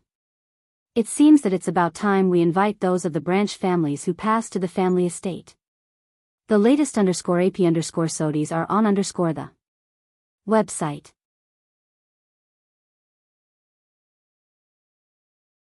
Chapter 11:11. Lionel's blade flashed, his bronze runes blazing to life as a silver armor covered him from head to toe. The pupils of the three constricted. They could tell that this wasn't an armor Lionel summoned, it was rather one that was perfectly integrated with his body. The first possibility was that he had constructed this armor out of exceptionally rare materials that could be fused with organic material. The second possibility was that this was a second lineage factor. Regardless of which the truth was, the objective reality was one thing: Lionel was powerful. Very powerful. As though to agree with their speculation, a strong spatial domain suddenly descended. The three youths felt as though it took twice the effort to move the same distance as it had in the past, forcing their expressions into an even more serious state. There was no doubt in their minds that this was an ability of this armor Lionel had just brought out. You want to fight now? Fine. Qian's expression settled down, his own force beginning to roll forward in waves. You must really think that I'm some sort of pushover. Qian's palm flipped over, revealing a glaive almost an entire meter taller than himself. Its polearm was a sleek black and its blade was a striking, venomous green. The blade itself was somewhat transparent and even seemed refined of a special sort of glass. However, the instant Qian's snow force erupted forth, it lost all its dullness and began to glow to the point its transparency vanished, leaving behind a blade that was not only almost double the size it had been originally, reaching almost 3 feet in length, but also one that shimmered as though it was made entirely of light. An uncomfortable feeling began to hang in the air. Lionel didn't need to think very much to know that this stickiness on his skin was a poison warning. However, as though he couldn't sense this strangeness at all, he shot forward, his spear drawing an elegant arc in the air. Qian sneered, his own blade swinging downward. But his pupils constricted at the result. The latest _AP_SODIs are on the website. Qian had been certain that his weapon would be beyond Lionel's. He currently had a Tier 7 bronze-grade glaive in his possession and it perfect synergized with his abilities. One would be hard-pressed to find a youth with a better weapon than himself. However, the instant they clashed, Qian realized he couldn't have been more wrong.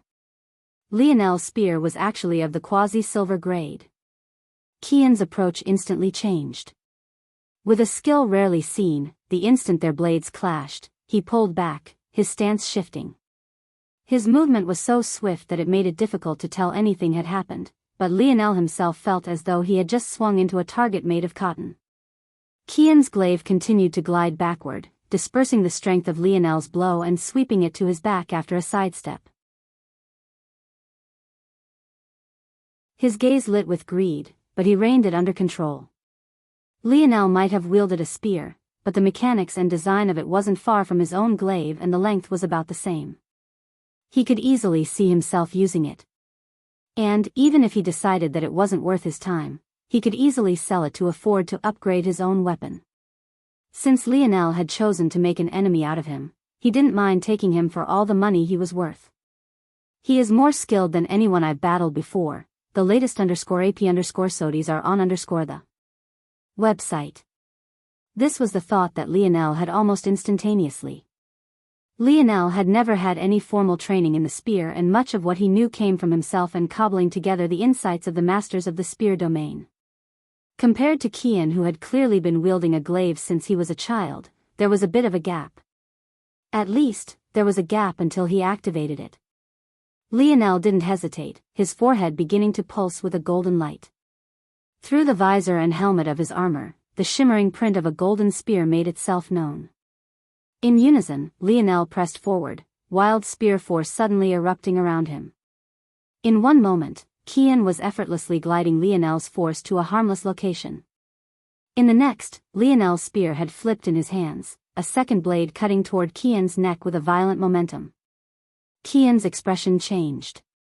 Impossible. Vaughn and Ren no longer remained seated, realizing that this would be a problem instantly. Vaughn and Ren both flipped their palms to reveal 2 swords. As though by tacit agreement, they pincered Lionel in from both sides. If Lionel dared to continue his strike, he would definitely end up fatally wounded. On one side, Vaughn's swordsmanship was like a rocky avalanche, erratic and alternating between soft mudslides and harsh, rolling boulders. On the other, Ren's swordsmanship was akin to a rippling wave. A single flick of the wrist caused fluid and sudden movements. There was something decidedly beautiful about it all. Visit. For the best no_vel_read_ng experience, the differences were both reflected in the size of their sword. Ren's was barely 2 fingers wide while Vaughn's was easily 4. One used a single hand while the other insisted on 2. At that moment, though, the 3 were suddenly shrouded by an oppressive aura. Fear gripped their hearts and sweat coated their palms, nearly causing their weapons to slip from their hands. Duality. The flickering image of a small man barely 3 inches tall appeared above Lionel's head.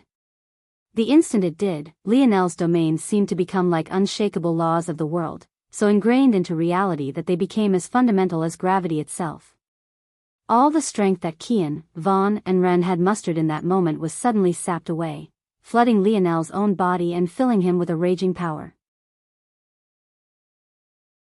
Qian's gaze flickered with despair as Lionel's blade reached his neck, drawing blood. The crimson droplets sprinkled to the floor, leaving the hotel roof beneath an eerie silence. More coming. Visit. For a better _user experience.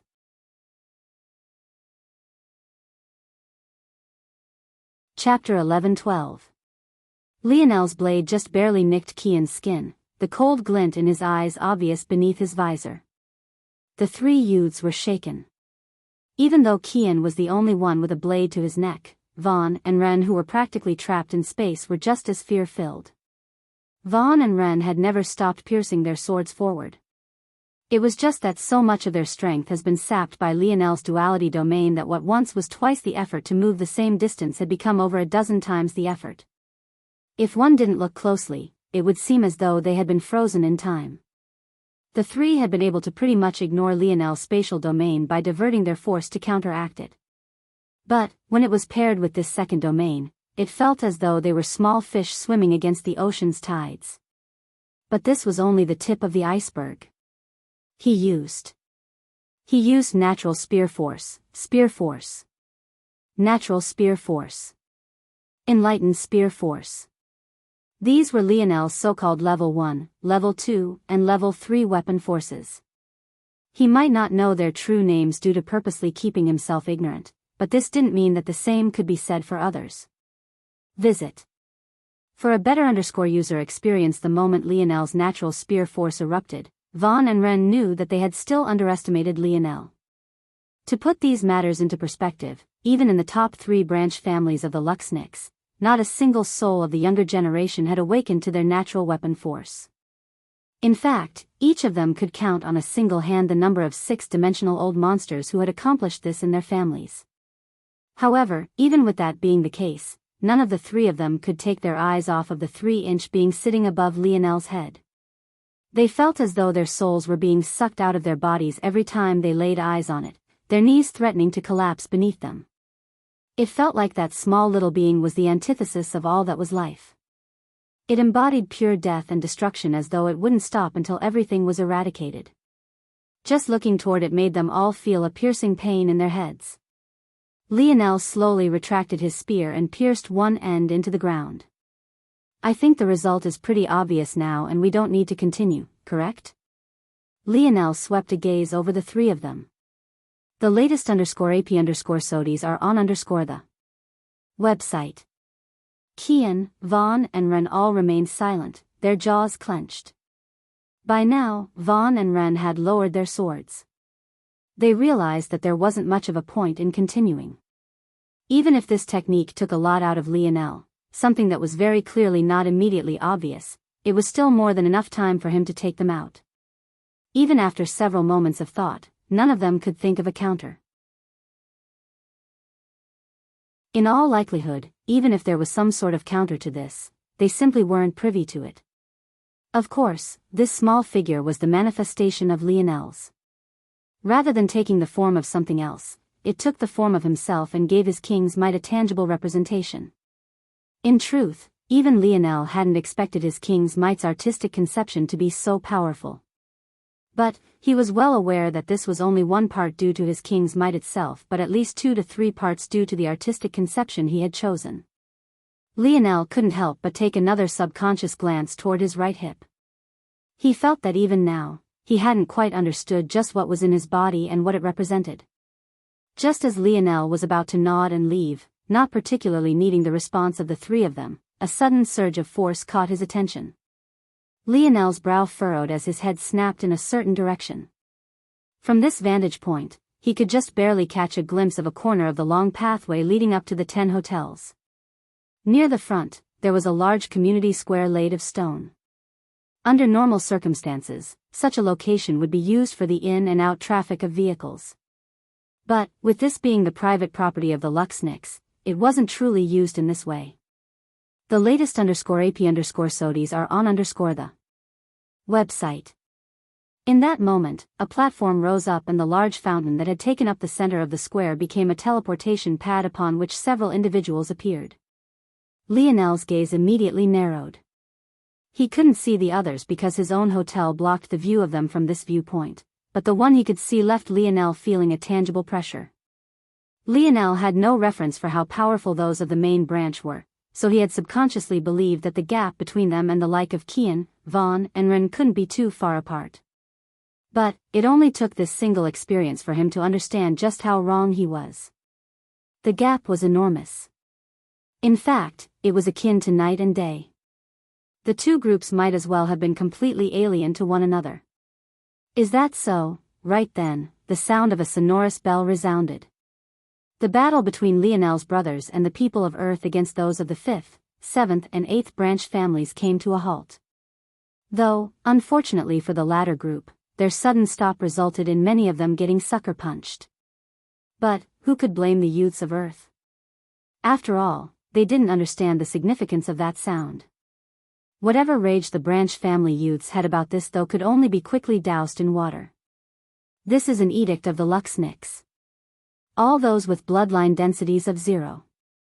10 and higher are to report here within the next 10 minutes.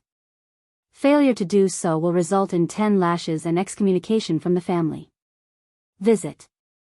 For the best no_vel_read_ing experience.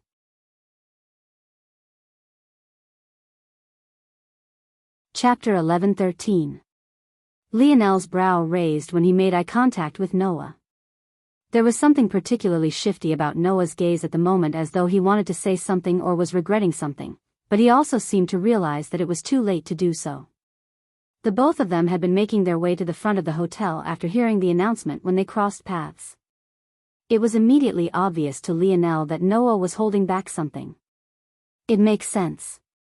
Noah probably knows more about the Luxniks than I do, but he isn't a very talkative person to begin with, so he probably didn't know how to start the conversation. Lionel smiled and shook his head. He couldn't decide whether this cousin of his was a block of wood or an adorable teddy bear. Either way, whatever it was, Lionel didn't think it would change much. The fact that those presents had been left for him gave him a clue to something. At the very least, he didn't think that his life would be in danger. He would just greet what came with a smile until it warranted a frown. As for what happened from here on out, there was no point in worrying about it as he couldn't change it anyway. Lionel patted Noah's shoulder. Don't worry about it. Noah's brows arched up. For some reason he felt better after Lionel said this. But, he still smiled bitterly on the outside. Lionel could only be so carefree because he didn't have any idea what would likely happen over there. Noah didn't know the full story of what happened back then and had only ever learned some snippets, but he knew enough to know that this was a sticky situation. But, much like Lionel, after seeing the gifts left on his bed, he had a bit of confidence that at least their lives wouldn't be in danger. That was why he chose to come anyway.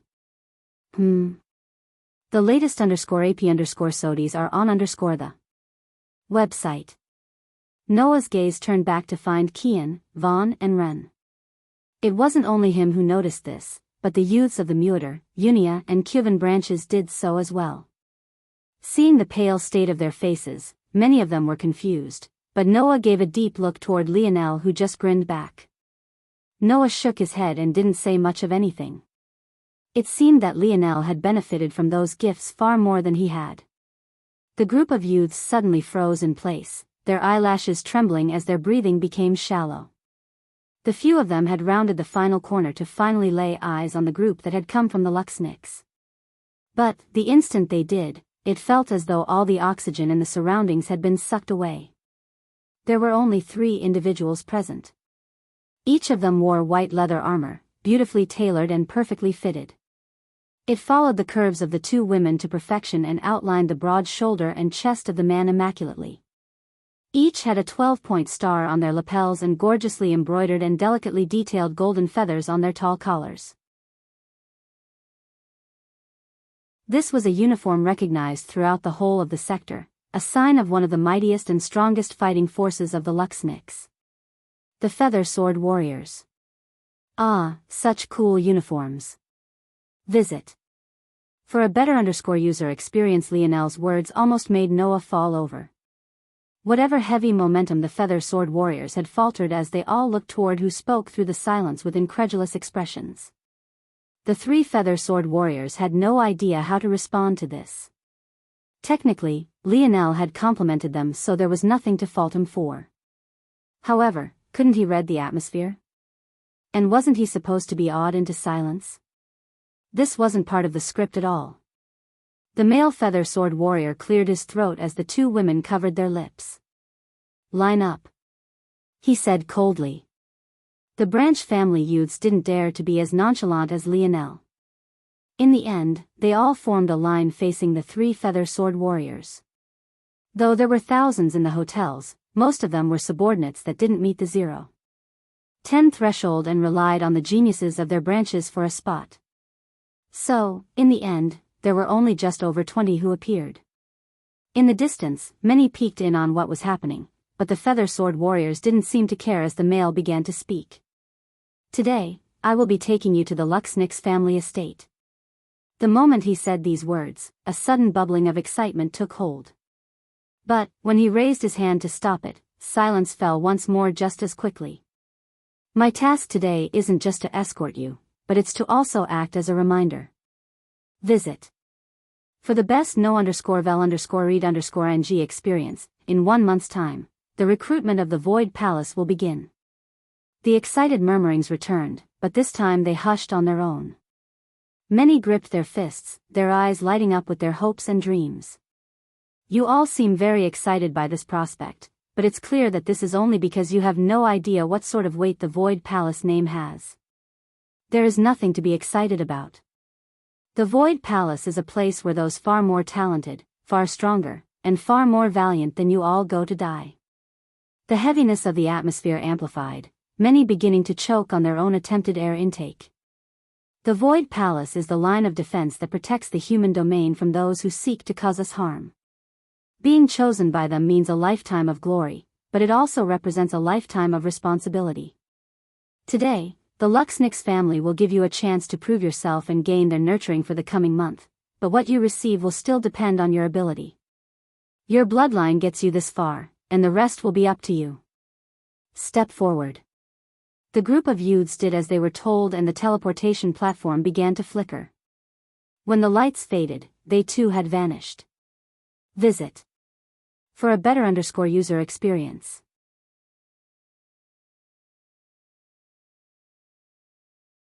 Chapter 11:14. When Lionel's vision cleared, he was greeted by grand golden gates. Unlike the day when the envoys of the Void Palace arrived, they were firmly shut this time around. Familiar motes of light still hung about the skies, illuminating even the day with both a delicate light and a refreshing fragrance. Standing here made even mundane air taste better than usual, the intoxicating feeling filling your lungs to the brink. Lionel's hands slipped into his pockets, his expression hard to read. It was already normally difficult to tell what was going through his head, but at the moment it seemed to be even more so than usual. The 3 Feather Sword Warriors stood at the helm waiting beneath the tall gates. The guards on either side of it stood at attention, their faces obscured by their golden armor and their bodies as rigid as statues.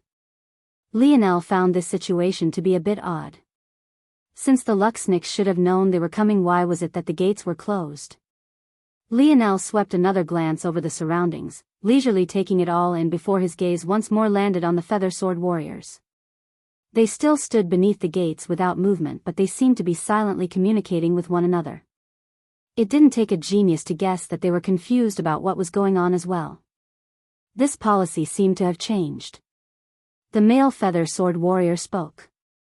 Ever since that attack, security has been a bit tighter. You know that it's not that simple. It was Lady Fluttering Star Order who commanded us to do this. Visit. For the best no_vel_read_ng experience, the three fell into silence after they heard these words. Fluttering Star Order was part of the wisdom arm of the main family, but her identity was a bit more sensitive than this. She had also been experiencing the suppression of her other family members for a long while now, and it only seemed to have increased after the envoys of the Void Palace returned. The three feather sword warriors had expected to face some resistance, but they weren't in position to ignore the orders of a Star Order elder, especially since they were only 0-point feather sword warriors. They didn't have as much leeway as their 4, 8, and 12-point superiors. To many, they were only considered to be trainees. Knowing the sensitivity of the issue, though they could do so, the three feather star warriors didn't dare to command the guards to open the gates. Though their status was low, that was only relative to the true big shots. Anyone who could become a feather star warrior was an elite among the main family's geniuses. Mere gate guards couldn't ignore their orders at all. However, whether one could do versus whether one should do something were two completely different matters entirely. To reach their position, these three didn't only have to have combat talent, but they were also very intelligent. They knew how to toe the political line. Fluttering Star Order had informed them to bring the branch family members to the estate, and they had done so.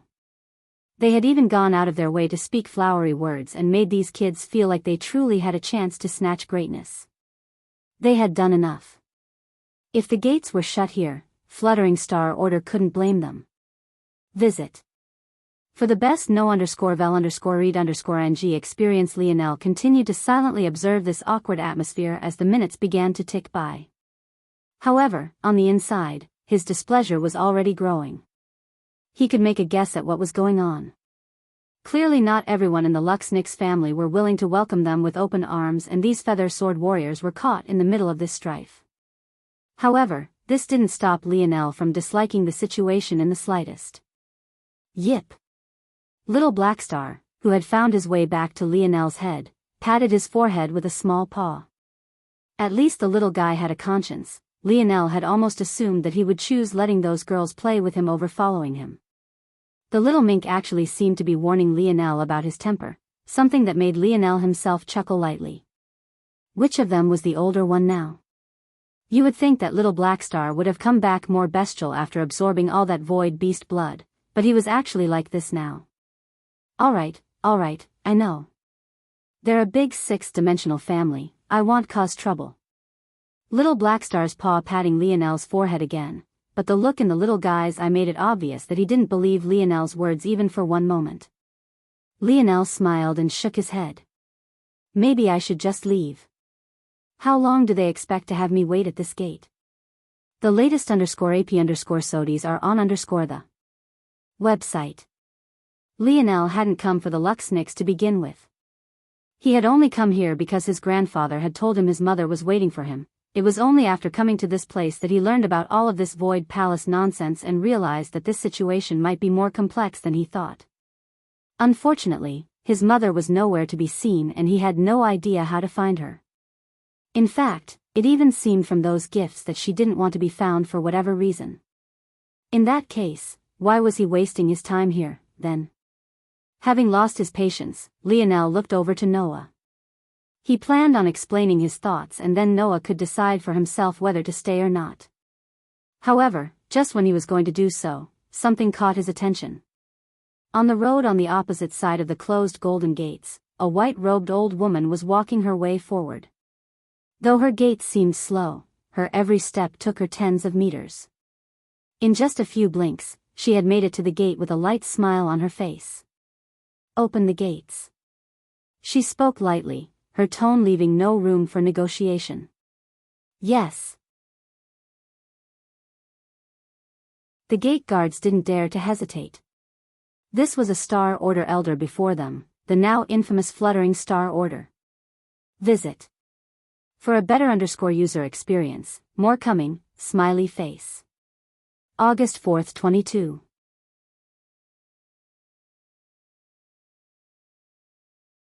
Chapter 11:15. Fluttering Star Order waited patiently as the large golden gates opened. Despite their size, the maintenance performed on them was impeccable. They swung open without the slightest noise. Even the wind itself seemed to still as they moved. The instant the gates opened, the 3 feather sword warriors dropped to a single knee. "We greet." Fluttering Star Order waved a hand and the feather sword warriors shot to their feet before they could realize what was happening. "There's no need for so much formality. I'll have to thank you 3 for bringing over these children to me, I appreciate it." The feather sword warriors opened their mouths to say something, but in the end they closed them once more and sighed. The fact that Fluttering Star Order didn't allow them to pay respects to her seemed like an act of humility on the surface, but in practice it was her drawing a clean line between the 2 of them. On the one hand, this would protect them from the rage of the other Star Order elders. However, it would also mean that whatever relationship they had had with Fluttering Star Order would end from this day forth. Visit. For a better user experience, the Feather Sword Warriors couldn't help but feel complicated at this point. Fluttering Star Order had always been kind to them, but now that she was in need, they had essentially turned their back on her. However, what else could they do? They were just small rowing boats amidst a storm of black waters. Even if they braced themselves for the storm and helped Fluttering Star Order out to the best of their abilities, they would only sink along with her. It was better to have no backing at all than backing that would guarantee your death. Bowing apologetically once more, the 3 rushed into the estate, quickly vanishing. All the while, Fluttering Star Order hadn't spared them another glance. With a kind smile, her focus had been turned to the branch family youths. Lionel's gaze narrowed somewhat. He could sense the tension and could feel that this interaction entailed more than their simple words and actions would make it seem. It's clear that their actions made this elder somewhat unhappy. For them to dare to do such a thing, it seems that the situation of the elder isn't very good. That doesn't bode well for the rest of us, it seems. "Hello, I am Fluttering Star Order, you may call me Elder Fluttering for short. I've heard that the branch families have produced quite some talents in these recent years. It seems that this wasn't incorrect." Fluttering Star Order swept a gaze over them all, but her words felt a bit empty. It was unlikely that an elder of her status would know much about them. Usually, the branch families would be lucky if even a Feather Sword Warrior came to visit their families, let alone a Star Order elder. Visit. For the best no_vel_read_ing experience when the Feather Sword Warriors had come to pick them up, it had already been greatly surprising to a few. But the sharpest among them could tell that this wasn't exactly something they could be happy about right now. In all likelihood, they had just unwittingly become chess pieces in a game of political struggle. And, to make matters worse, since this elder Fluttering had to stoop so low as to use them of all people, it was clear that her back was against the wall and she didn't have many other options. Unfortunately, they had even less options than the Feather Sword Warriors did. Even if some of them knew, they could only allow themselves to be used. Lionel suddenly felt the distinct lack of Raya. He wondered if she knew that this storm was coming and chose not to participate on purpose. But, this was fine too. Unlike the others, he and Noah weren't very afraid of what might happen. In that case, they might as well go with the flow. Fluttering Star Order's expression didn't change from her cheery smile. "Good, good. Come with me." Fluttering Star Order turned and walked into the estate. Without a choice, the youths could only follow to her back, many of them wearing heavy expressions.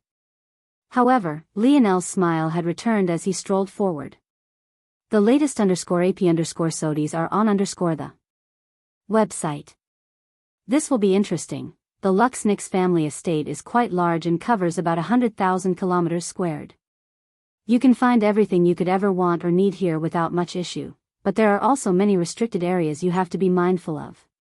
Rather than listing them out, though, it will be much easier if I point out to you all the areas you can enter, like this. A mighty Star Order elder suddenly became the tour guide of 20-odd youths, walking through the family estate while attracting the weird glances and looks of several passers-by. Luckily, none of them dared to question the actions of a Star Order elder. As such, the group traveled deeper and deeper into the Luxnix family estate, eventually reaching a particular section of guest rooms Elder Fluttering had likely prepped for them.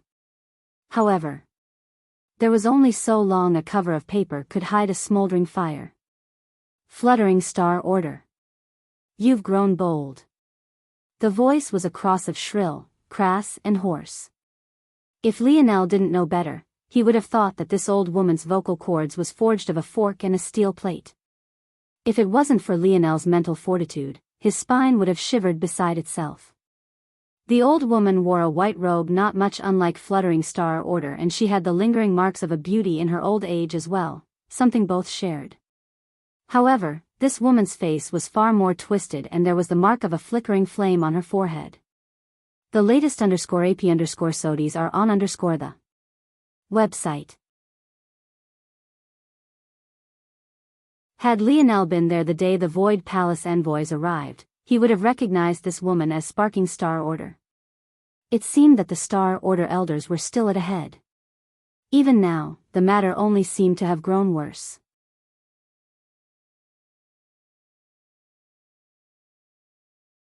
Chapter 11:16. The furious aura swept out like a torrent. In that instant, several of the Branch family youths shivered and fell, their faces paling with fear. How could they possibly match up to the momentum of a sixth-dimensional expert? Even someone who had just stepped into the sixth dimension would be enough to shake them to their core, let alone Sparking Star Order, who was just a few steps from the seventh dimension. Fluttering Star Order frowned, releasing her own momentum to counter Elder Sparking. One side was like a raging wildfire and the other was a delicate breeze. They met in the middle and clashed, shooting up and dispersing into the air. However, the result was enough to send hurricane-force winds spiraling into the surroundings. The leaves of several tall trees and the well-kept grass pastures fluttered wildly, much of the greenery nearly being ripped from their branches to fall to their deaths. Fluttering Star Order turned back first to see if the youths were all right. She hadn't thought that Sparking Star Order would be shameless enough to directly target them from the very beginning, so her guard hadn't quite been up. She had been ready for a war of words, but it seemed that she had underestimated the vicious nature of her opponent. Several of the youths lay on the ground coughing up blood. But, Fluttering Star Order's pupils constricted when she realized that there were two youths who were standing amidst the wild winds as though nothing had happened. Toward this result, even Sparking Star Order frowned lightly, not having expected this either. Of course, these Star Order elders didn't know that Noah and Lionel were fairly immune to such coercive attacks, at least within a certain threshold. Now that Lionel had a better understanding of emperors and kings' might, he too understood this as well. Because of this lineage factor, their focus states had always innately placed pressure on others, and it also gave them a boost to their mental defenses. The lineage factor born of Earth's Fox family was clearly not simple. You have a lot of nerve targeting my guests like this, Sparking Star Order. Visit. For the best no_vel_read_ng experience. Fluttering Star Order quickly regained her bearings, her gaze sharpening. Her expression wasn't as ferocious as Sparking Star Order's had been, but the solemnity in her tone was more than enough to bring her point across. Elder Sparking snapped out of her stupor, her shock settling into a sneer. Your guests? Do you take me for a fool? You're wasting valuable family resources on trash. Valuable resources? Never mind the fact that I have yet to give them anything. How valuable are treasures of the fifth dimension? You really have the face to say you worry about the scarcity of something the family has so much of? Sparking Star Order's expression darkened. In the past, Fluttering Star Order had never been so combative. When the envoys arrives, Sparking Star Order and the others realized that Elder Fluttering's words were a bit more biting than they usually were as well. They had already decided that after the selection of the Void Palace was over, that they would find a method to expel her from the Star Order. However, it seemed that what they had forgotten to consider was the fact that maybe Fluttering Star Order was being so abrasive precisely because she was prepared to counterattack in the first place. It was only after seeing how sharp Fluttering Star Order's reply was that this finally sunk in for Sparking Star Order. But What gave Fluttering Star Order so much confidence? She was facing up against almost the whole of the Star Order Council. Even if the neutral parties were ignored, that still left about 60% of the council, while Fluttering Star Order was practically all alone. Sparking Star Order's gaze narrowed further. She wasn't a fool, nor did she believe that Fluttering Star Order was a fool either. Right at that moment, the door to the building behind Sparking Star Order opened to reveal the head of a beautiful young woman with a strong jaw. Her red-gold hair was especially striking beneath the shimmering sunlight as her eyes blinked innocently. Visit. For a better user experience, Sparking Star Order looked back for a moment, the gears of her mind churning. Raya? Lionel's brows arched, his own expression remaining placid, but the smile on his face curling all the more. He suddenly felt like this matter was only getting more interesting. What are you doing, Raya? Properly greet your elders. Ah, yes, right, grandmother. Raya pretended to have forgotten basic etiquette as she scrambled to Sparking Star Order's front, bowing respectfully. Greetings, Elder Sparking. Sparking Star Order snorted, hardly acknowledging the greeting as her gaze shifted back to Fluttering Star Order. You believe that you can turn the tables by relying on the Void Palace? You are truly too naive. Do you think that just anyone can gain a place? Oh. Fluttering Star Order chuckled. Now you want to give the Void Palace its due respect? Just a few weeks ago, it was this very Elder Sparking who had raged about the Void Palace sending 2 galaxy-ranked students to them. Now she wanted to paint a grandiose picture of the Void Palace? How two-faced. Sparking Star Order didn't react much to this taunt. Much of her over-the-top temper was nothing more than a facade. The reality was that she was very good at controlling her emotions, it was just that sometimes the impact of a Karen was far better than a docile elder. This image also allowed her to step outside the bounds of the rules from time to time to get things done her way faster. After all, an emotional elder, especially an elder woman, gained a lot of leeway from many people by default. How could she not take advantage? Visit. For the best no_vel_read_ng experience, regardless of how I feel about the Void Palace, the fact you want to rely on branch family trash to dig yourself out of a hole of your own creation speaks for itself. Fluttering Star Order inwardly sneered. Obviously these branch family members are just a cover so that she could rightfully bring her granddaughter in to enjoy the resources of the Luxnix. Sparking Star Order definitely knew this as well, but that wouldn't stop her from taking multiple digs. In addition, Sparking Star Order continued unperturbed. What use is it? Will any of them rank higher than Miguel? By that point, won't all these petty games you're playing be meaningless? This time, Fluttering Star Order couldn't hold back her smile in the slightest. Miguel? What does he have to do with you? In fact, if I recall correctly, Miguel no longer has any close blood-related relatives remaining. What right do you have to claim any piece of his success? However, Fluttering Star Order's voice suddenly became so low that only someone as powerful as Sparking Star Order could possibly pick up on it. I have an outstanding granddaughter and my grandson not only has 0.50 blood density while in the 5th dimension, but he is also the head of the Wisdom Arm's younger generation. What do you have? The latest _AP_SODIs are on the website. Sparking Star Order's body went rigid before she saw red. Her lack of descendants was her biggest reverse scale. Feeling it being pierced through with such venom filled her with such rage that she was about to erupt.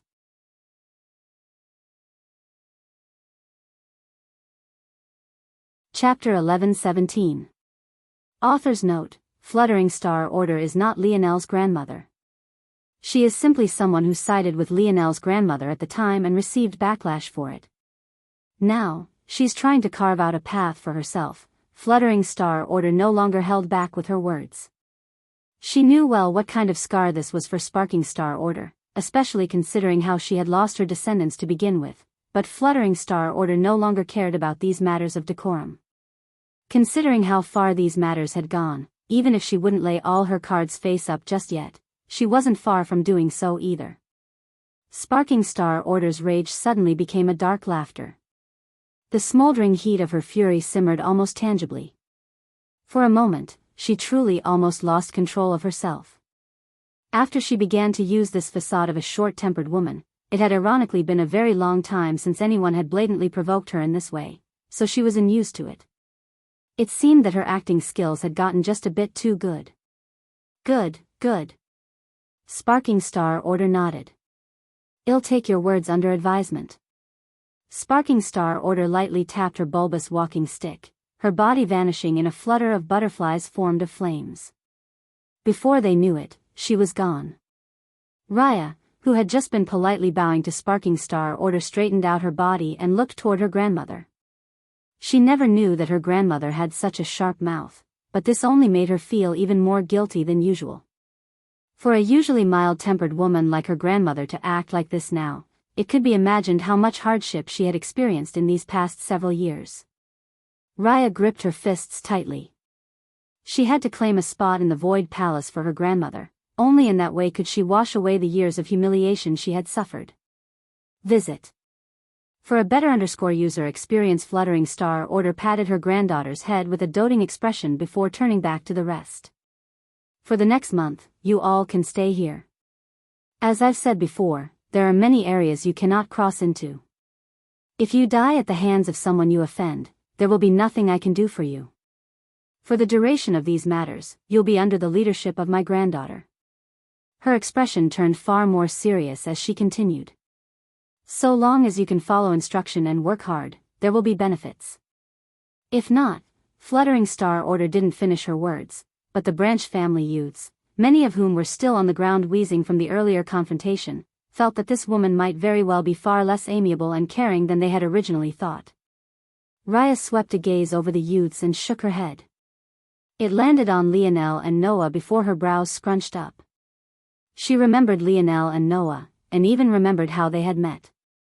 But, for some reason, she felt fuzzy on some things. She shook her head and everything seemed to go back to normal. They performed better than the others. I think their bloodline density was above 0.20. That must be why I have a good impression of them. Raya thought to herself before sighing once again. Grandmother might be being a bit too harsh with this approach. Raya shook her head once more and threw such thoughts away. Visit.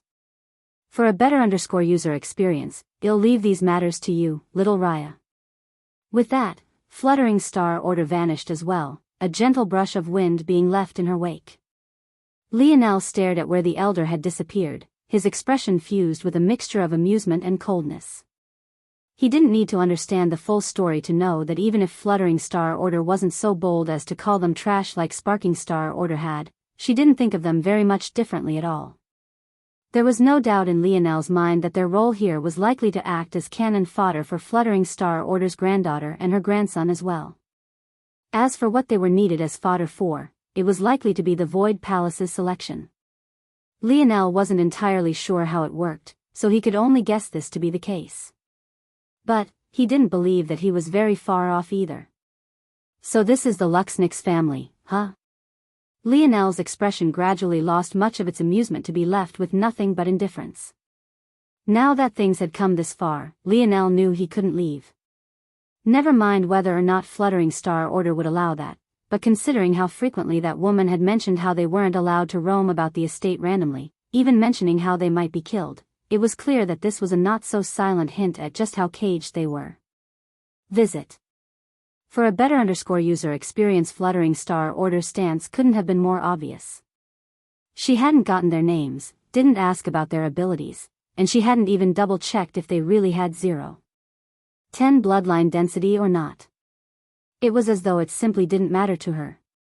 Lionel crossed his arm over his chest, entering a state of absolute calm. Ah! Raya suddenly snapped out of her own thoughts. Right, I will see if I can call someone over from the healing arm to help you all out. I will be right back. In the meantime, feel free to choose your rooms if you can move. The door that's closed and locked is mine, but you can choose from any of the other ones. Raya rushed away after saying these words. Clearly, the previous restrictions Fluttering Star Order had mentioned didn't apply to her in the slightest. But, this much was to be expected. After all, if the grandchild of a Star Order elder couldn't move around freely, then who could? Of course, Lionel had no idea just how ironic this thought of his was. Without moving, Lionel turned his gaze over to Noah. The both of them made eye contact, and the displeasure hidden deep within their irises didn't escape the other. "I feel like you had something to tell me before, right?" Lionel asked. The latest _AP_SODIs are on the website.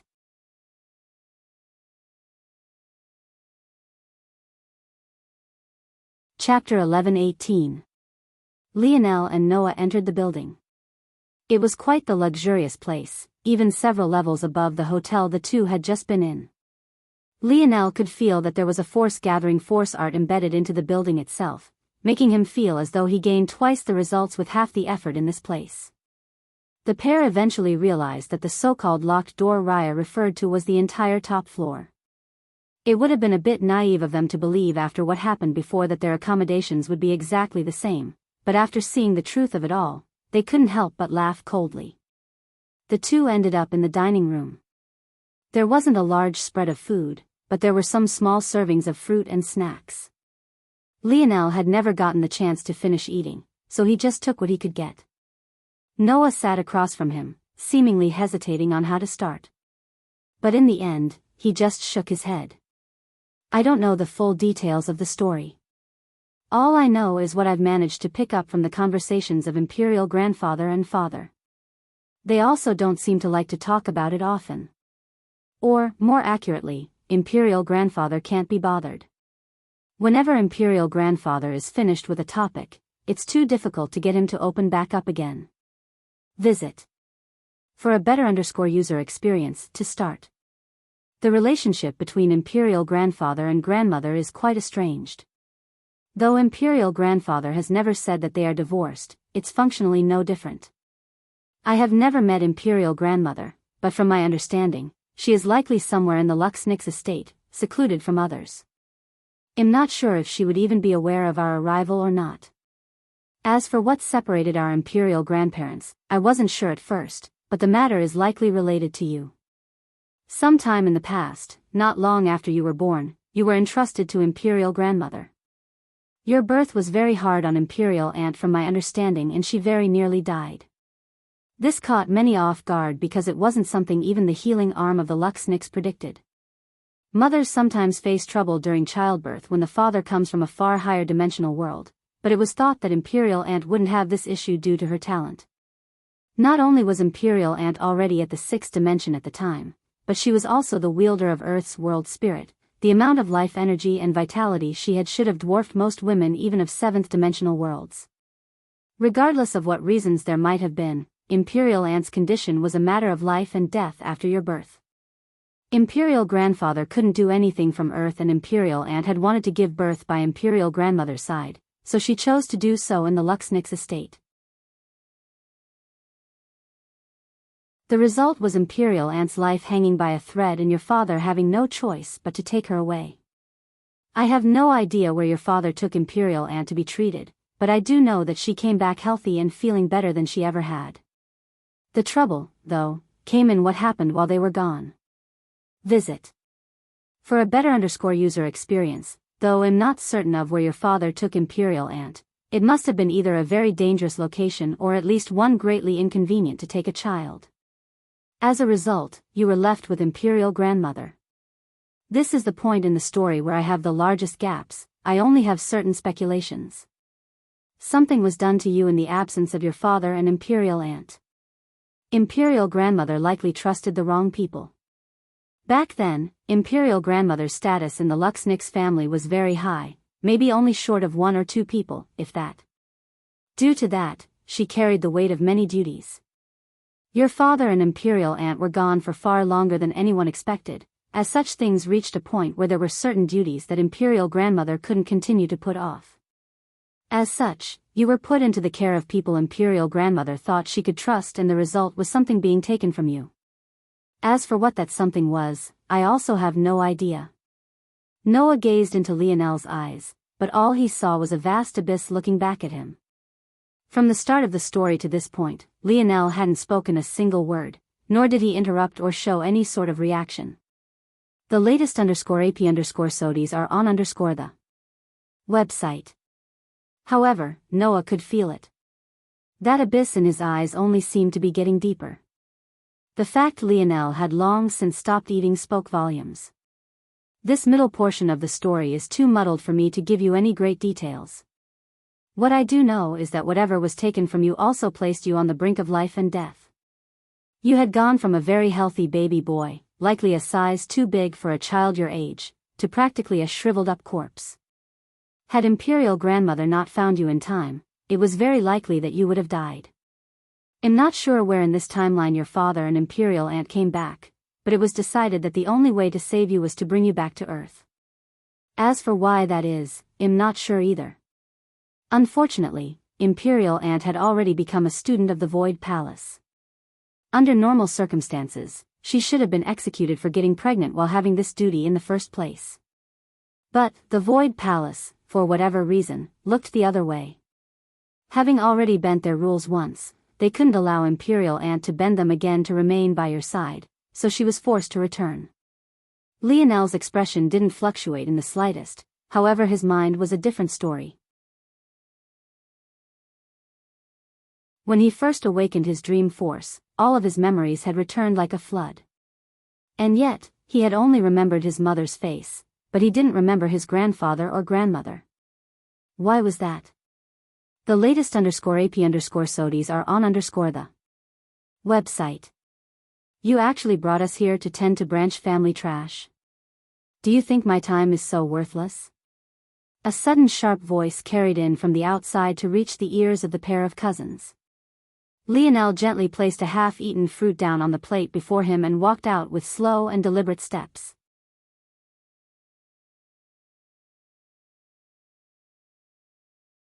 Chapter 11:19. Noah raised a hand to say something, but in the end he just sighed. Forget it.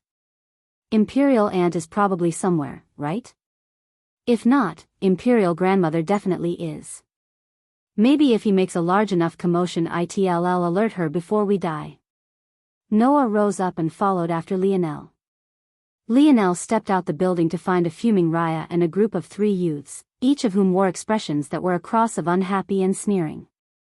Raya's height was shorter than theirs and it really seemed as though they were towering over her. Lionel swept a glance over the situation before stepping past them toward the Branch family youths. After hearing that Raya was going to get help, Lionel had decided to leave them be. After all, he was in an odd situation and wasn't exactly sure whether he should be showing off his talents or not. The attitude of Fluttering Star Order was difficult to read. However, Lionel couldn't be bothered to care right now. Why can't you just do as I've asked? They might be branch talents, but they still have Luxnix blood. What would outsiders think if you just let them die? They still have Luxnix blood? Don't make me laugh. How could 0.10 density garbage possibly be considered to have Luxnix blood? I could piss out a stream with higher density than that. Raya was immediately furious. He knew that if it was another tier 8 talent on her level, or even if it was her cousin, they wouldn't dare to say these things. Even if her cousin asked them to treat a homeless man by the roadside, they would do so without hesitation. It was only because she was she that things had devolved to this level. They still had to give her respect due to who her grandmother was, but they didn't have to go overboard and bend their backs over either. The fact they had come here was enough and no one could criticize their action already. In fact, even if they had rejected her, nothing would happen.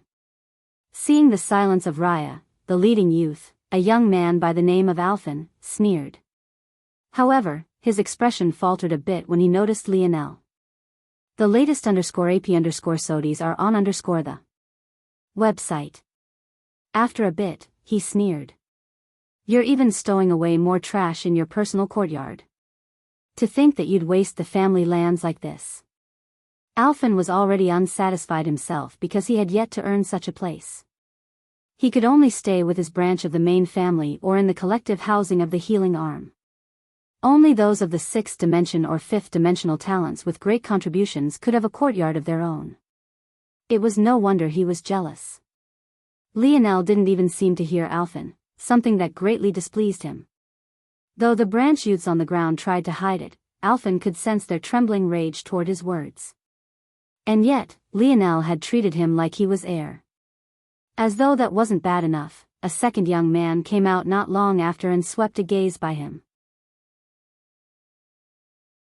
However, Noah too didn't react much to the words of Alphen. Lionel stopped before the youths and looked them over one by one. After a while, he made a decision. Snowy Grace.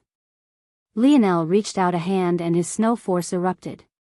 The pressure was so great that Raya's pupils constricted and Alphen along with the two that came with him took a step back. At that moment, delicate snowflakes began to fall upon the 20 or so youths, mimicking the falling feathers of Lionel's healing branch talent. Compared to Lionel's self-created mage art, this technique was leaps and bounds more potent. With just a bit of effort, more than 20 geniuses who each had strength near and at tier 7 felt as though they had been given a new lease on life. That's... Alphen's brow furrowed as he watched Lionel help Vaughn up. Visit. For the best no_vel_read_ng experience, thank you. Vaughn said, feeling a bit complicated. Lionel shook his head. It was a small effort. You. Alphen's voice cut through what remained of the thank yous the branch family youths wanted to speak. How do you know a core technique of our main family? Alphen's tone carried a hint of danger to it. If before he had just been here to poke some fun and throw out some insults, he was now deadly serious. The technique that Lionel had just used was one of the very best of the healing branch. Just to exchange for it took many decades of storing up merit points. Alphen himself was still 2 or 3 years away from being able to afford it, and he had only ever seen seniors much older than him or youths far more talented than himself cast it. Alphen. Raya finally snapped.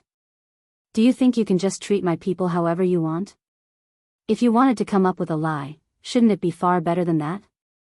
How could he possibly know such a technique? Alphen's expression darkened. Piss off, you know nothing. He continued to glower at Lionel's back. That technique was Snowy Grace. It's easily ranked top 3 among 5th-dimensional healing techniques and is known for its area of effectability. If I don't hear a proper explanation today, don't blame me for ignoring who your grandmother is. Raya's face warped. She realized then that if Alphen was willing to bring up her grandmother, he definitely wouldn't be making up nonsense. Her gaze couldn't help but turn toward Lionel. Just what was going on? Who would have expected, though, for Lionel to completely ignore Alphen entirely? He turned back, walking toward Raya's courtyard. It seemed for a moment that he was coming up to them, but it was exactly because of this that it was so shocking when he simply walked right by, not sparing Alphen a single glance. Visit. For a better user experience, Alphen was so infuriated that he began to laugh. Trash of the branch families actually dared to treat him like this? Before Raya could awaken from her shock, Alphen had already moved. The wind crackled and popped as his fist aimed for Lionel's back. He didn't reserve himself in the slightest. In fact, he had struck to kill. The death of a mere branch family member wouldn't even be a stain on his record. For the crime of daring to ignore him and actually having the audacity to steal techniques from the Luxnick's main family. This was exactly what he deserved. Bang! A cloud of dust shot into the skies as the surrounding grass and soil catapulted upward. Raya's expression changed. Ah! She rushed forward, cutting through the plume of falling soil. But what she found on the other side froze her in her tracks. Alphen's back bent and a mouthful of blood shot from his lips like a bullet. Lionel stood over him, his fist still pointed downward and his gaze partially obscured by his dangling hair. Flickering bronze runes danced across his skin before they slowly faded, making them look no different from an illusion of the light.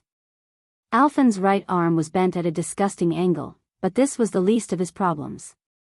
With the way his back contorted as it pressed into the ground, it was clear that his spine was deformed and practically all the bones of his torso were broken. Visit. For the best no_vel_read_ng experience. Raya's chest heaved as Alphen's eyes rolled to the back of his head, looking into the sky with a face frozen of shock and fear. Raya's heart stopped beating entirely. A member of the branch family had just crippled a genius of the main family. It was all over.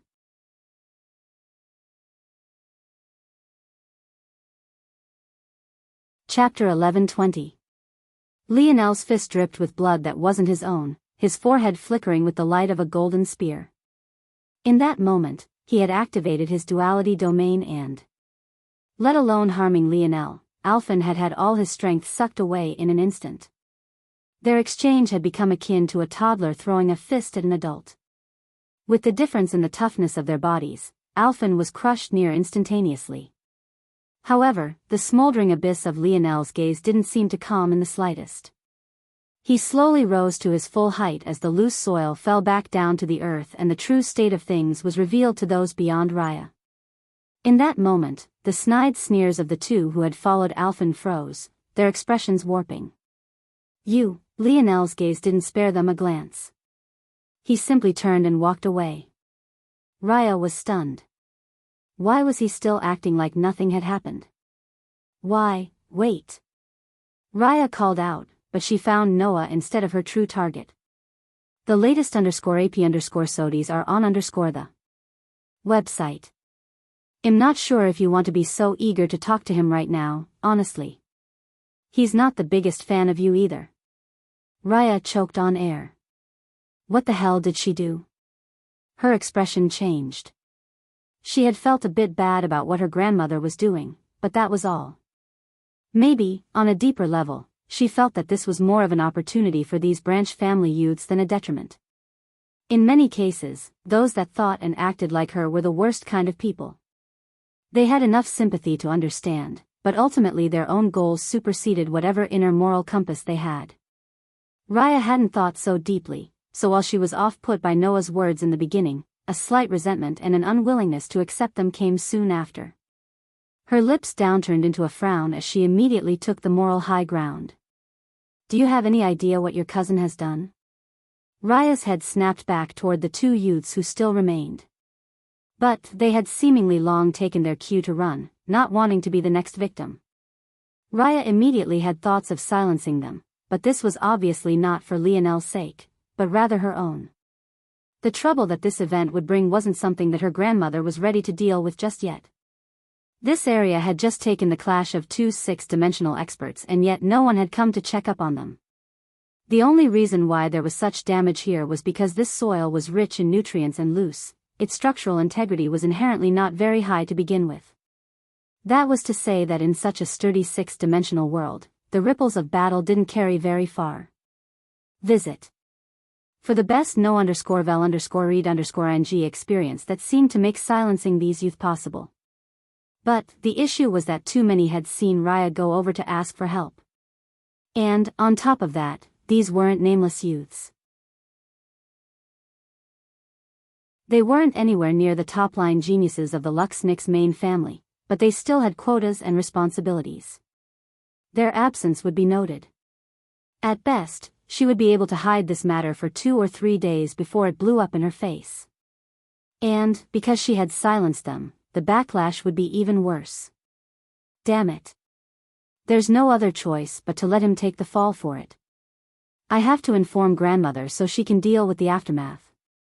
If things aren't properly handled, grandma's enemies could use this to deal with us all. Noah simply gazed toward Raya and shook his head.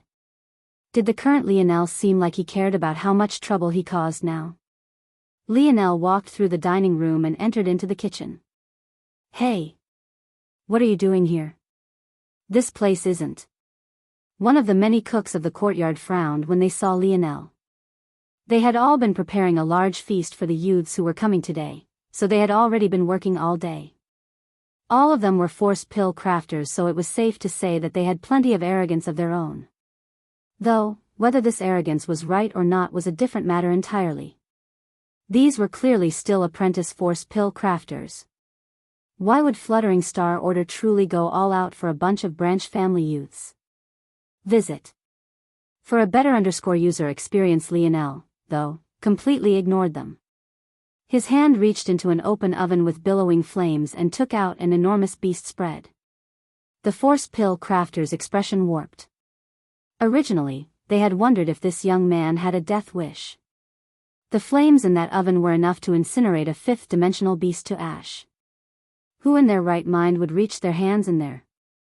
Yet, not only had Lionel come out unscathed, his finger flickered with spear force several times to cut the beast carcass into edible chunks. Taking a massive silver plate for himself, he placed the pieces down and began to eat. From start to end, his slow and deliberate steps didn't seem to change. He walked out from the kitchen, his feet lighting up with sparkling lights. Hidden force arts of Raya's courtyard began to activate one after another. But, after a subtle whirring noise, they calmed back down. Lionel cleaned bone after bone, his stomach churning like a furnace of its own. He subconsciously circulated a digestion technique of the Luxnix, speeding up his already fast metabolism. One would have never thought that he was a person who had just sentenced himself to death. It was like he was truly strolling through his own home. Noah saw this scene and shook his head. Others saw leisure, but he saw a war machine restocking its fuel. The eerie efficiency, the unemotive and lack of care for the searing heat touching his fingers, the bloody juices that fell from the uncooked meat. A monster, indeed. At that moment, a strong aura descended upon the courtyard. Visit. For a better user experience, grandmother. Raya finally sighed in relief.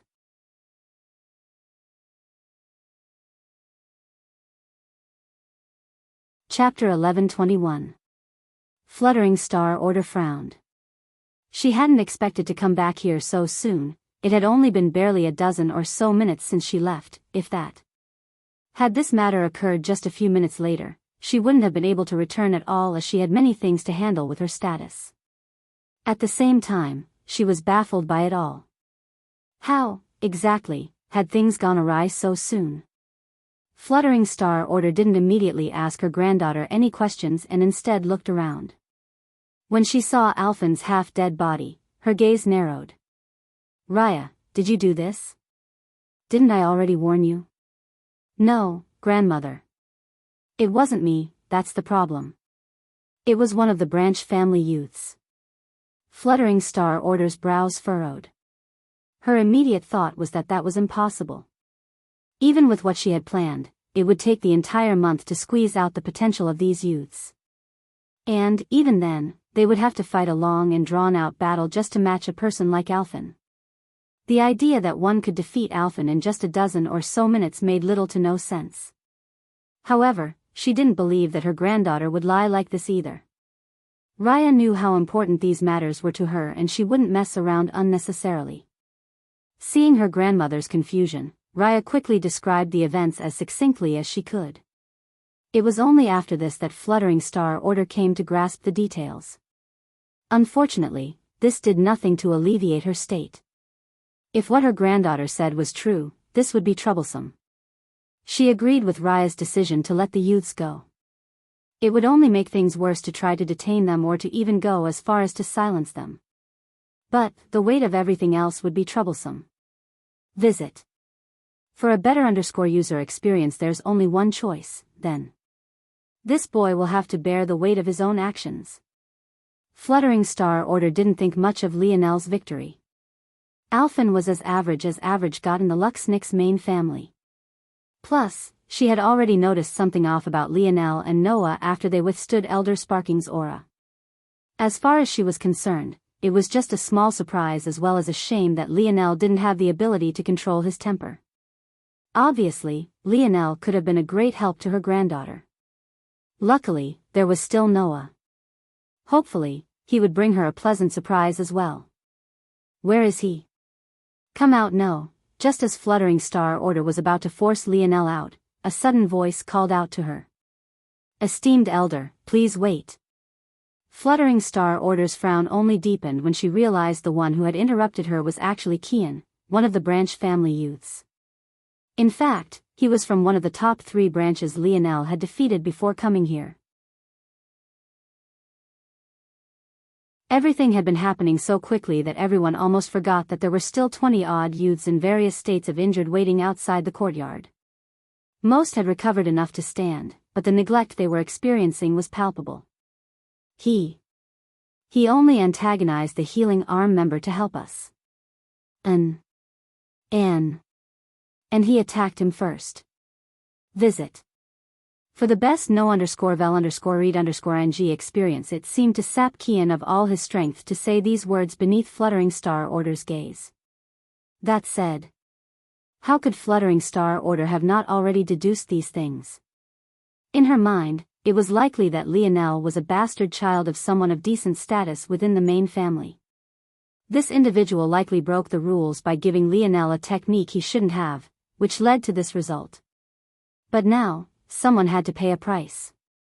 Even if the Luxnix family were magnanimous enough to treat the life of a main family member and a branch family member the same, and thus could grant Lionel reprieve since he was attacked first, what could be done about the core technique? This didn't even mention the fact the Luxnix family would never see it like that, and that was especially so for Fluttering Star Order's enemies. The life of a branch family member could never match up to a main family member. It was to the point where Alphen wouldn't even be punished had Lionel died. Fluttering Star Order shook her head, causing the hearts of the youths to sink. She turned her attention back toward the courtyard, prepared to use her aura to coerce the youths out and make it clear that she had no intention of protecting Lionel, but who could have expected for Lionel to walk out himself? Fluttering Star Order opened her mouth to speak, but that was when Lionel's gaze swept over her.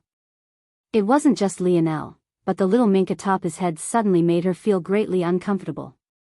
Little Blackstar bared his teeth, feeding off of Lionel's displeasure. Visit.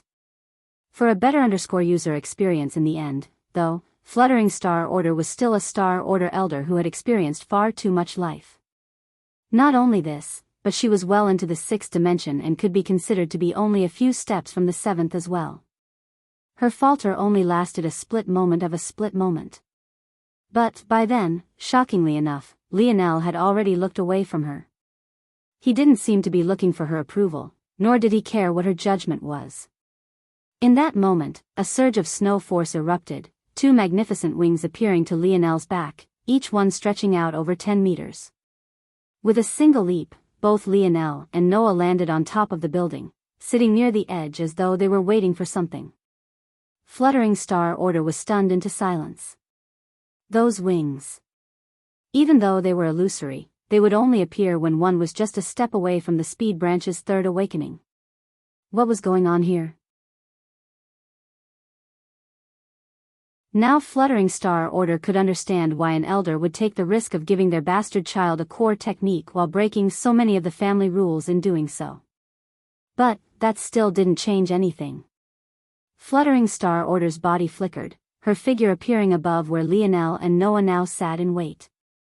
By the expression on her face, her patience was already wearing thin. She had endured so much humiliation over the last several decades just so that she could have this chance. She had no intention of allowing a brat who thought too much of himself to ruin it all. Her pressure descended downward like a tsunami of waves, her gaze as cold as ice. Visit. For a better user experience.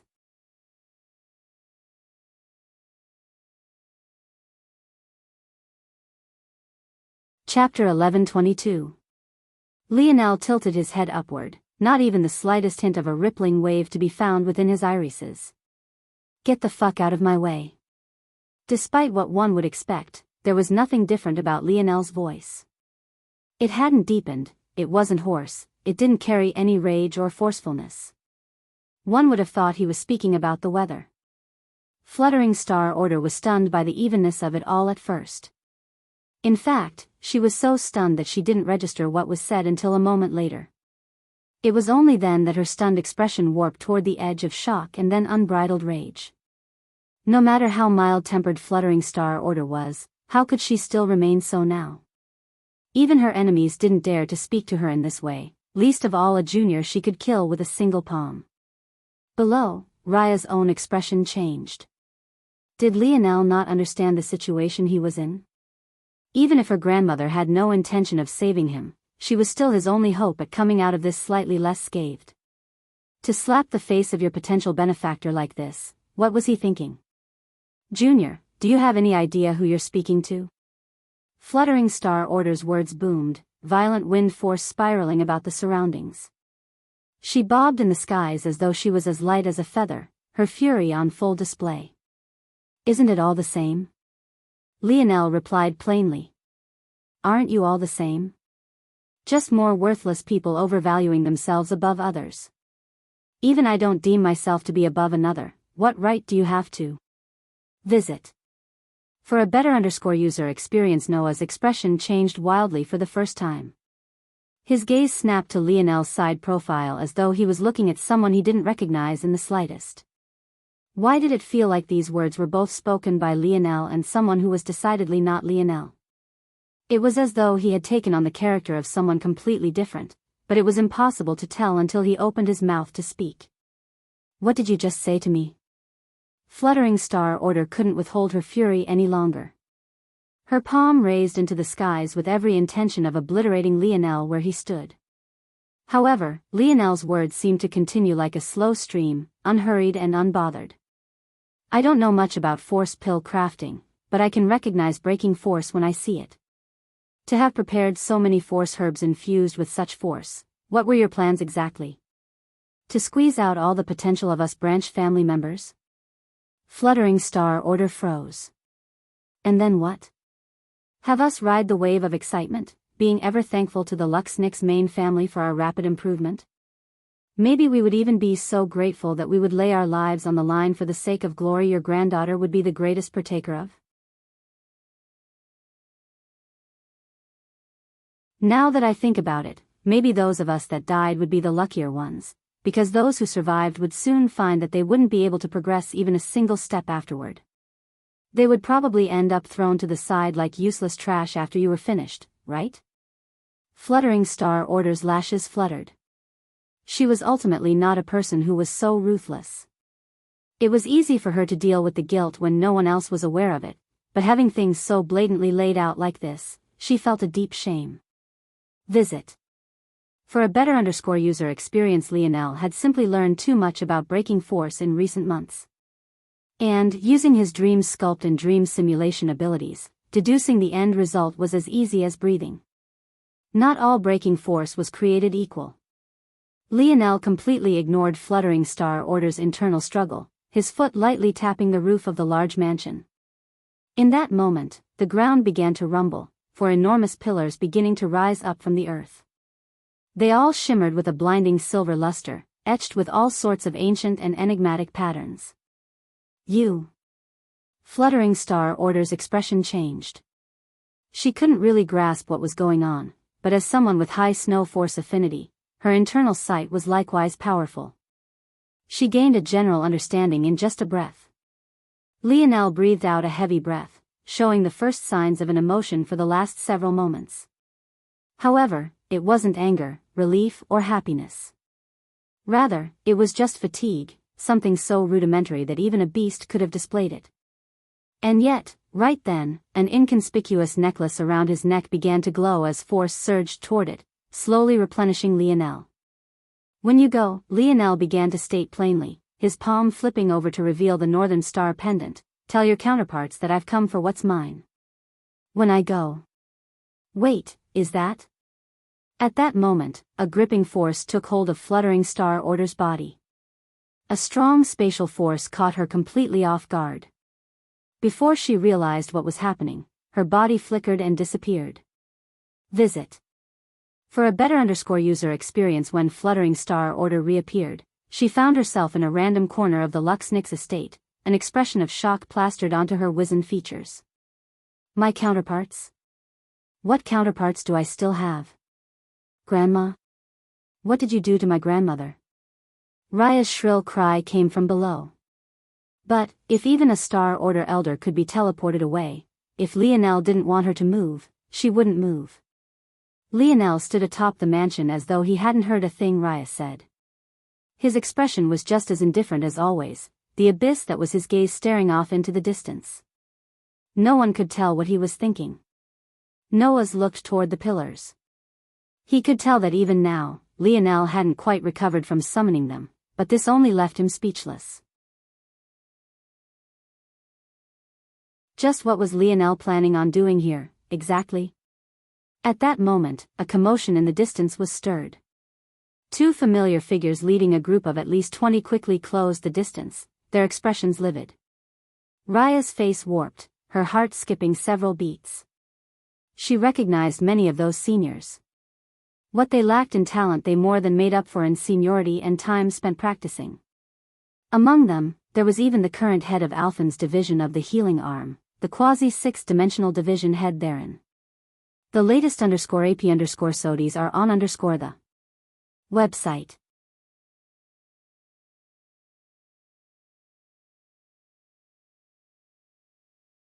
Chapter 1123. Raya's expression was filled with panic. This matter had already blown up far faster than she had expected. For a division head to already be making an appearance was far out of her predictions. It felt like everything was coming crumbling down.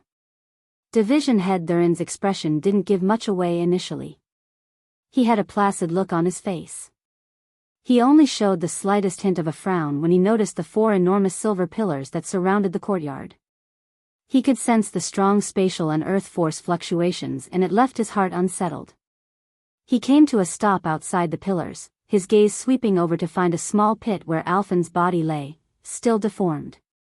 No one had come to help him ever since his exchange with Lionel. And, if not for the strong healing properties of Snow Force, it may very well have been the case that he would have already breathed his last. What is the meaning of this? Thurin asked coldly. In truth, he had only overheard part of the story. Even Alphen himself didn't have the right to ask a division head for backup, let alone his 2 lackeys. As a result, all Thurin knew was that a branch family member had attempted to murder a main family member. Learning this, he was immediately furious. Hierarchy was among the most important things a family should have. A lack of it would lead to far more trouble than it was worth. A collapse in hierarchy would lead to the downfall of a family not long later. However, in his fury, he hadn't considered the details. And now that he saw these pillars, he felt that this matter would be even more troublesome than he thought. Division head, it's him. He's the one who struck to kill Alphen. 2 fingers found their way to Lionel, who was still on the roof. The latest _AP_SODIs are on the website. At this moment, Lionel was still just as difficult to read. He stood on the roof, his breathing slowly becoming even once more, but it felt as though his eyes were detached from the rest of his body. Despite his fatigue, they were completely unaffected by it, their deep abyss only becoming deeper. Even now, as he swept a glance over the 20 or so individuals who had come, he felt unmoved by it all. What did he want to accomplish here? What was his end goal? Truthfully, he didn't know. Destroying the Luxnix family? That was more than just a little unlikely. He didn't have the strength to do it, and it likely wouldn't be a very long time until he did. Make those responsible pay? He was just as far away from that goal as well. If Noah's story was anything to go by, it was precisely the most powerful of the Luxnix who were at fault to begin with. Vent his fury? Well, that didn't sound so bad. Now did it? Lionel's figure suddenly flickered and vanished. Twinkling stars were left in his original position, a strong surge of wind manifesting as he reappeared. The sound of a suffocated gurgle resounded. Division head Thurin's head slowly turned, only to find Lionel's hand clamped down on the throat of the 2 who had just been pointing at him. Visit. For the best no_vel_read_ing experience, he had appeared within their midst like a shadow. Even though he was a division head of the healing arm, Thurin immediately recognized when he saw it. Lionel's proficiency in using it was so astounding that even he hadn't been able to react in time. The 2 young men gripped at their throats, but Lionel's hand had already cut off blood circulation to their brains. They couldn't even think straight, failing to dredge up their force in time or even remember the techniques they had learned. There was something about Lionel's gaze that made them forget everything, as though they were beasts meeting the king of the forest. They foamed at the mouth, their flailing legs going limp. In that moment, Thurin finally reacted. Humiliation and rage bubbled up, his expression twisting and reddening all at once. How dare you? A strong surge of force erupted about him, his fist blasting through the air and piercing through Lionel's skull. The enraged glint in his eye only grew fiercer when he saw that Lionel failed to dodge. However, the feeling of emptiness his knuckles felt made his expression change once more. Lionel stood there, unmoving. Or, so it seemed. Half his face, the portion Thurin's fist had punched through, was nothing more than sparkling motes of light. As for the other half, his one eye gazed toward Thurin without the slightest ripple. It felt to the division head that he was an ant being observed by the wayside. His heart leapt to his throat, his breathing becoming short and hurried. He recognized the technique almost immediately. It was Visit. For a better user experience just like that, in just a few minutes, Lionel had used, and the first was one of the strongest techniques of the healing arm, the next was one of the strongest movement techniques of the speed branch, and the last was known as the most difficult technique to learn within the fifth dimension of the wisdom branch. Thurin was at a loss. Exchanging for these techniques was one thing, it would usually take a person decades to accumulate enough merits. But, actually learning them to this extent was a completely different matter entirely. Just who was this boy? Bang! The air shot out of Thurin's lungs all at once, spittle and a concentrated wind projectile shooting from his mouth as he flew back. The image of Lionel he had punched through slowly dissipated, the real form of Lionel appearing, the fist he had just used to punch the division head still hanging in the air. Thurin blasted through the entourage he had brought around before skidding along the ground. By now, no matter how good a sixth-dimensional world was at dispersing the signs of battle, the movement of a division head wouldn't go unnoticed as more and more people started to turn their attention toward this courtyard. Thurin's gaze turned crimson, his snow force blossoming forth as he stood to his feet. Lionel's palm flipped over, revealing a 3-meter-long silver spear as his skin flickered with bronze runes. Visit. For the best no_vel_read_ng experience, a strong gravitational domain fell from the skies, streaks of black lines pressuring the integrity of space itself. Lionel's foot raised, his body flickering once more.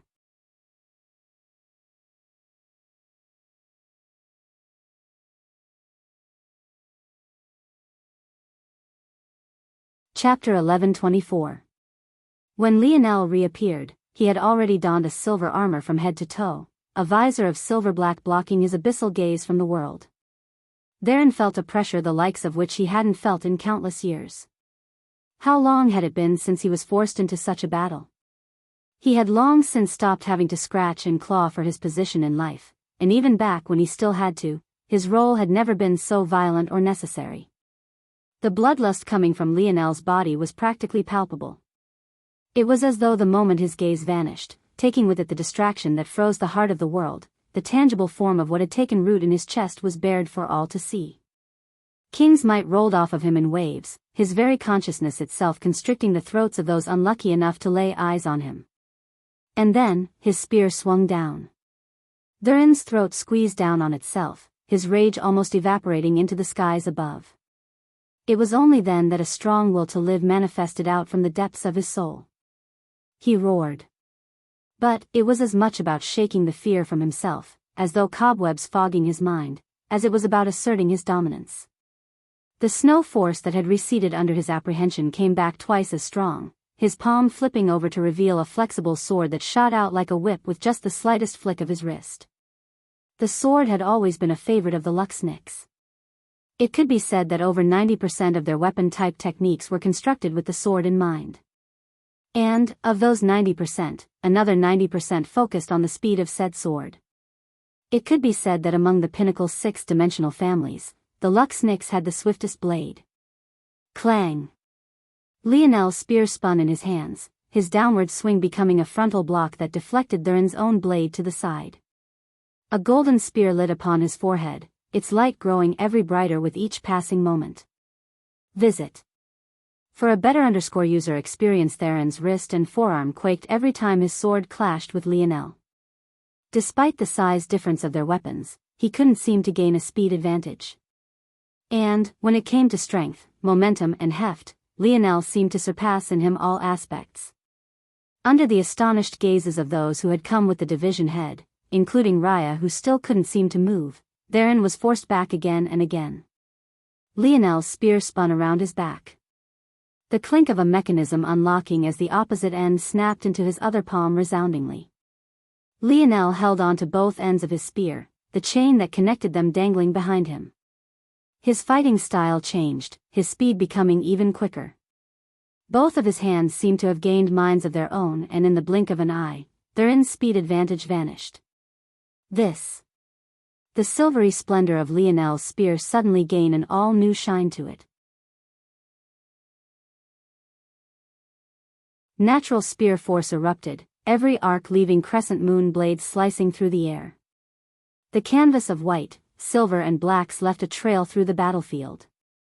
Every action Lionel took was taken with such speed that only these swath of colors were left behind. And, every swing of his blades left an indelible mark on the surroundings.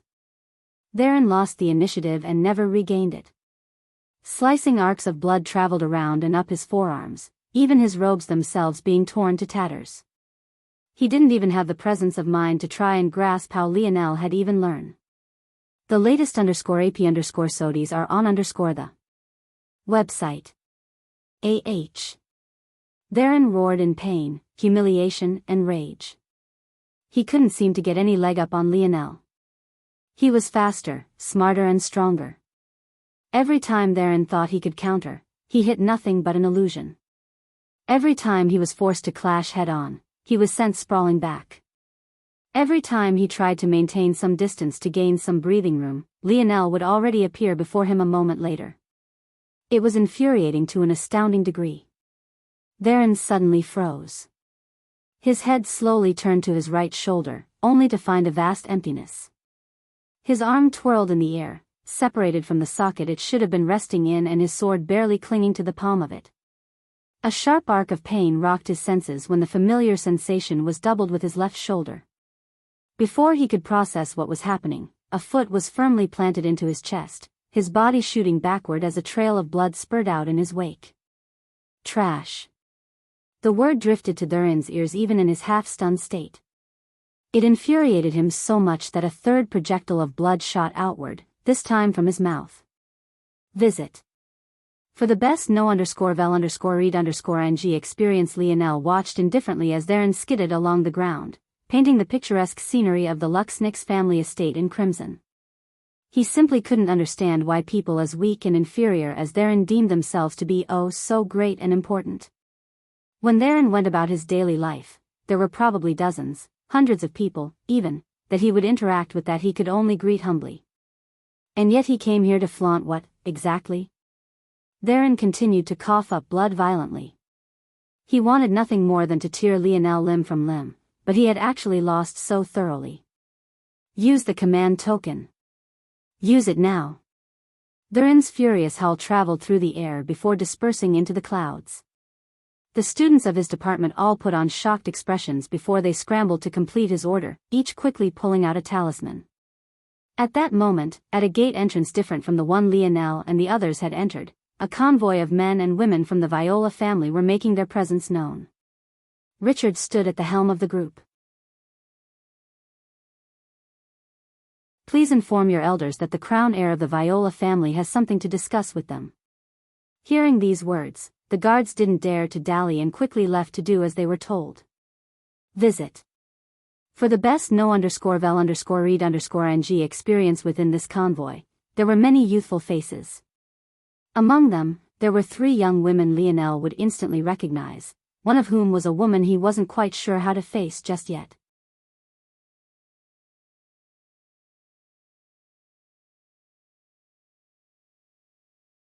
Chapter 1125. The sight of numerous talismans being activated at once was ironically quite beautiful despite the purpose they were meant to serve. In the Luxnix main family, there were numerous bodies or powers. First there were the 3 arms, then there was the Elders' Council, the Feather Sword Warriors, the Star Order Council, and finally the Patriarch's faction. These 7 facets of the family worked in a balance and counterbalance sort of way. The Star Order Council, the Patriarch's faction and the Feather Sword Warriors could be considered the high end of this balance. There were many push and pull effects that dictated the politics. At the lower levels, though, there were the Three Arms and the Elders' Council. Of course, these three arms were the Wisdom Arm, the Healing Arm and the Speed Arm.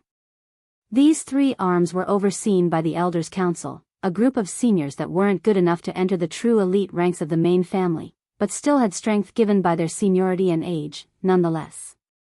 This was important to understand at this point because it also described the weight of this command token. The so-called command token was known by many things, but it was essentially a breadth of authority given to those of a certain rank. As a division head, a high-level position of the Three Arms, therein was, of course, given this authority. With how the Luxniks were designed, it was no surprise that they promoted competition. At the lower levels, this competition manifested in the head-butting of the Three Arms. Sometimes this internal struggle would travel up to the Elder Council who had once been part of the Three Arms themselves, but this was much rarer. Visit.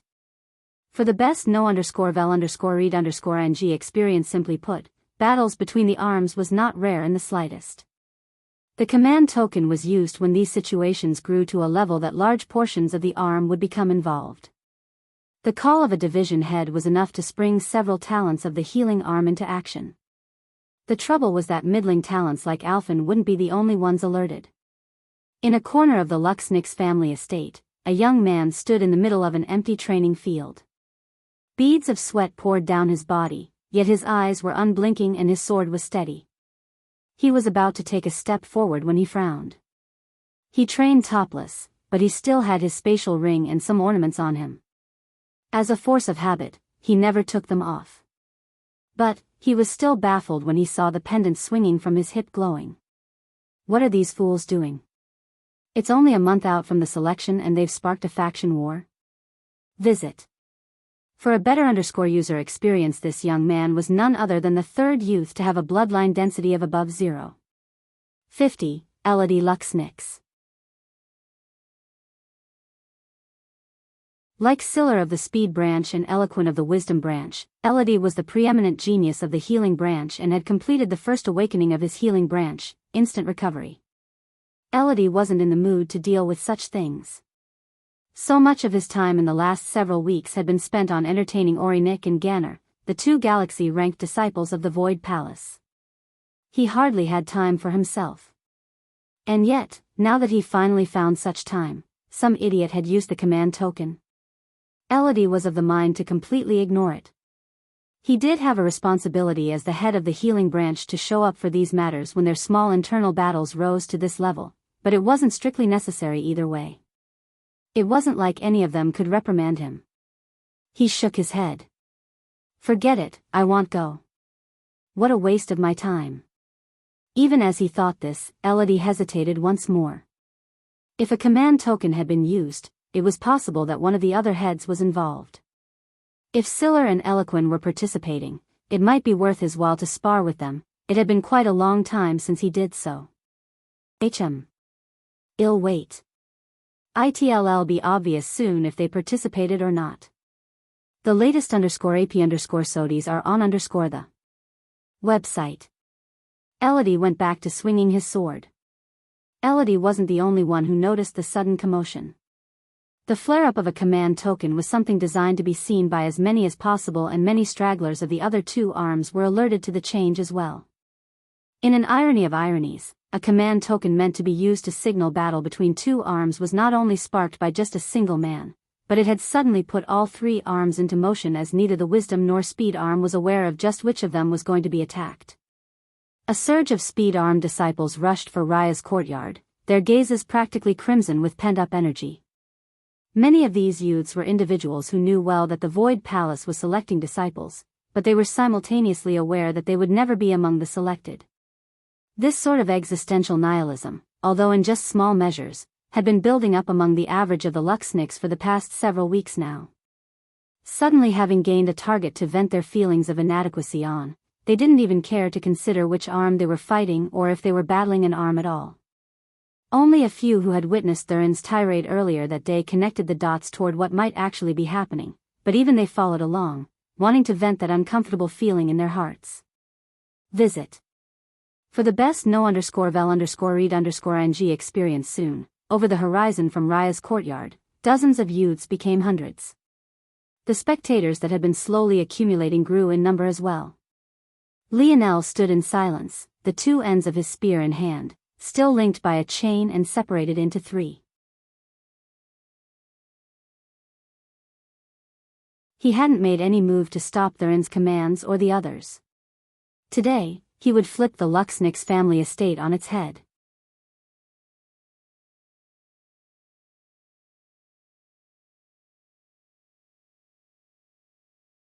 Chapter 11:26. The surge of youths with crimson eyes flooded the battlefield.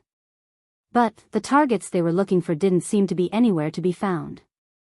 All they saw were the littered and bloody bodies of their fellow healing arm members and a single silver-armored man standing before a courtyard surrounded by 4 silver pillars. Many of them were confused, but even more of them seemed to realize that their enemy was precisely this silver-armored man. Kill him.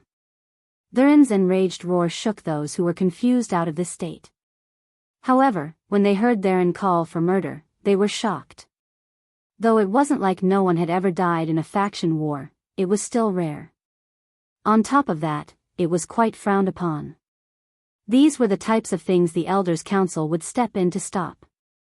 That said, while there were many who stood frozen, there were even more that didn't need to be told twice. Their egos had been poked and prodded at for too long, and it was already clear to them that a division head of their arm had actually been crippled. This sort of humiliation wasn't something they were willing to let go, even if they weren't already in such a strung-up state. They charged forward like a tide, the ground rumbling as large swaths of snow force rippled throughout at the air. Lionel's chest rose, a sizzling heat at his right hip threatening to tear a hole through his own body. But, for some reason, it felt good. It felt almost too good. It fed off of Lionel's angst, his fury, his indifference. It swallowed up all that was him and churned out a result that fed into the very fabric of his king's might. Visit.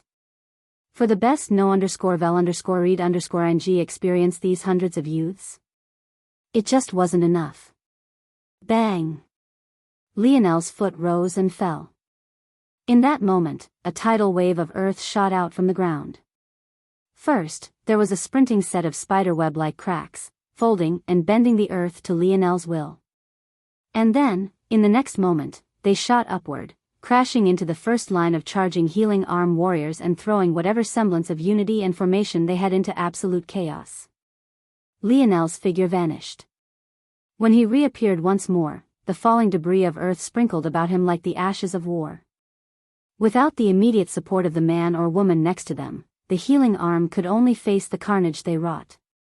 Lionel's blades flashed, his body flickering and disappearing at will, only to appear and vanish once more.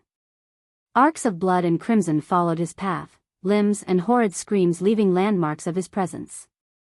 Lionel used the techniques of the Luxnick seamlessly one after another. It felt as though there were dozens of him and his every action incapacitated another. Blood flowed in rivers and bones formed the earth.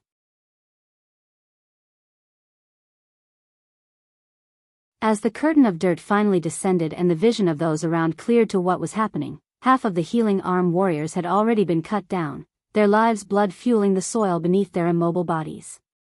Visit. For the best no_vel_read_ing experience, a look of absolute horror was painted on the faces of those who headed the initial charge, at least those of them that had survived, anyway. From the rooftop, Noah watched on, sighing every so often. He could tell at a glance that Lionel wasn't overpowering them with raw strength. If he tried to fight these many talents head-on, he would have been cut down long ago. It was just that. Lionel was just so much smarter with how he used his strength. Noah knew the techniques Lionel was using as well, he too had received those gifts. Was a technique that applied one's internal sight to trick the senses of others. It was ironically useless against those who purely relied on their 5 senses in battle, but which expert wouldn't subconsciously use their internal sight to boost their senses? This overlay of what the body was recognizing and what one's soul force was seeing led to a cognitive dissonance that easily formed illusions of starlight in battle. The more powerful and deft one's control of their internal sight was, the more deadly the technique. However, to use it with such skill, and especially against so many enemies, Lionel had to be capable of calculating the perspective of each and every person on the battlefield at the same time. Only then would he be able to execute in the most optimal manner. Simply put, he was like a machine. Noah had yet to see a swing of Lionel's blade not draw blood. Lionel's gaze flickered with coldness, his every breath becoming so heated that steam billowed from his mouth. His skin reddened and his armor began to glow with a rosy silvery hue. Visit. For a better user experience, the temperature in his surrounding sky rocketed, yet Lionel only felt more and more comfortable.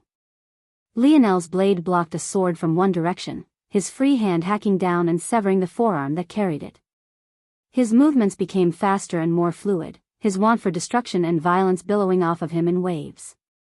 The heat became so searing that the warriors of the healing arm couldn't get close to him without using force skins.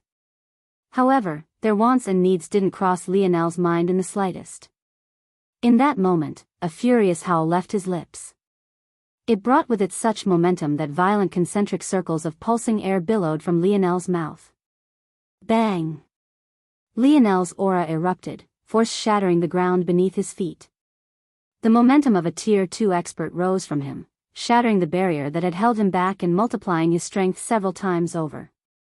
The shackles that held down Lionel's body were being loosened one after another, his howl carrying with it a scorching heat that rose into the skies. Visit. For a better user experience, the atmosphere seemed to be affected, rolling clouds of gray responding and slowly beginning to gather. At that moment, several division heads of the healing arm finally reached the battlefield. When they saw the state of things, their eyes widened, a furious light sparking within their gaze.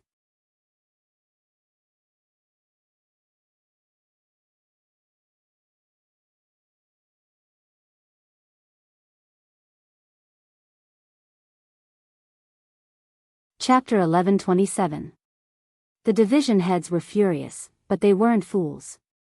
Having seen the state of the battlefield, they knew that it would take someone at least as powerful as them to leave these unranked students in such a state. The arms had 3 sectors within them.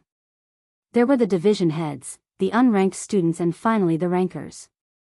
Number 1 among these rankers was the head of the arm, and there were 3 of them in total. Of course, these men were Siller, Eloquin, and Elodie. The other rankers were reserved for students ranked in the top 1,000. When one reached deep into the hundreds of these ranks, despite being a lower tier than that of the division heads, the students themselves were considered equals.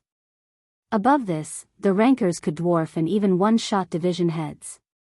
Rankers were the pool from which future feather sword warriors were chosen, and it was impossible to enter the Patriarch's faction or the Star Order if you had not been a ranker in the past. This was all to say that despite feeling the endless vitality coming from Lionel, and being certain that he was exceptionally young despite being unable to see his face, the division heads didn't make the mistake of underestimating him. In the Luxnix family, strength wasn't decided by how old you were. It was decided by your ability. At the helm of the division heads, there were 3. These were men who had been in the outskirts of the rankers in their youth but weren't quite good enough to become feather sword warriors. In addition, because they were so young, they couldn't join the Elders' Council just yet either. Compared to the other division heads, they were several decades younger, and they saw through their present situation with just a glance. They were Rainer, Ingram, and Samson, a trio of division heads that usually acted as a trump card for these faction wars. But it seemed like this matter wouldn't be able to be handled by them. They had no idea who this silver-armored warrior was, but they could smell the danger. Visit. For the best no_vel_read_ng experience, send the signal again. Samson said with narrowed eyes. But another division head tried dissent. No buts. Those rankers, and especially not our arm head, would never come out normally. This battle isn't simple, and I'm getting a bad feeling from those pillars and that little beast on his head. If we don't make sure that they know this matter is serious, they'll never come. All of them had a mightier and higher than thou attitude. They would always wait until the last moment to swoop in and see if it was worth getting in on the action. But, if things continued like this, their healing arm wouldn't even have anyone left. Raynor, Ingram, we need to take the helm. The two division heads nodded, their auras silently brewing as the other division heads did as they were told. In that instant, a second round of signals were sparked and sent into the air.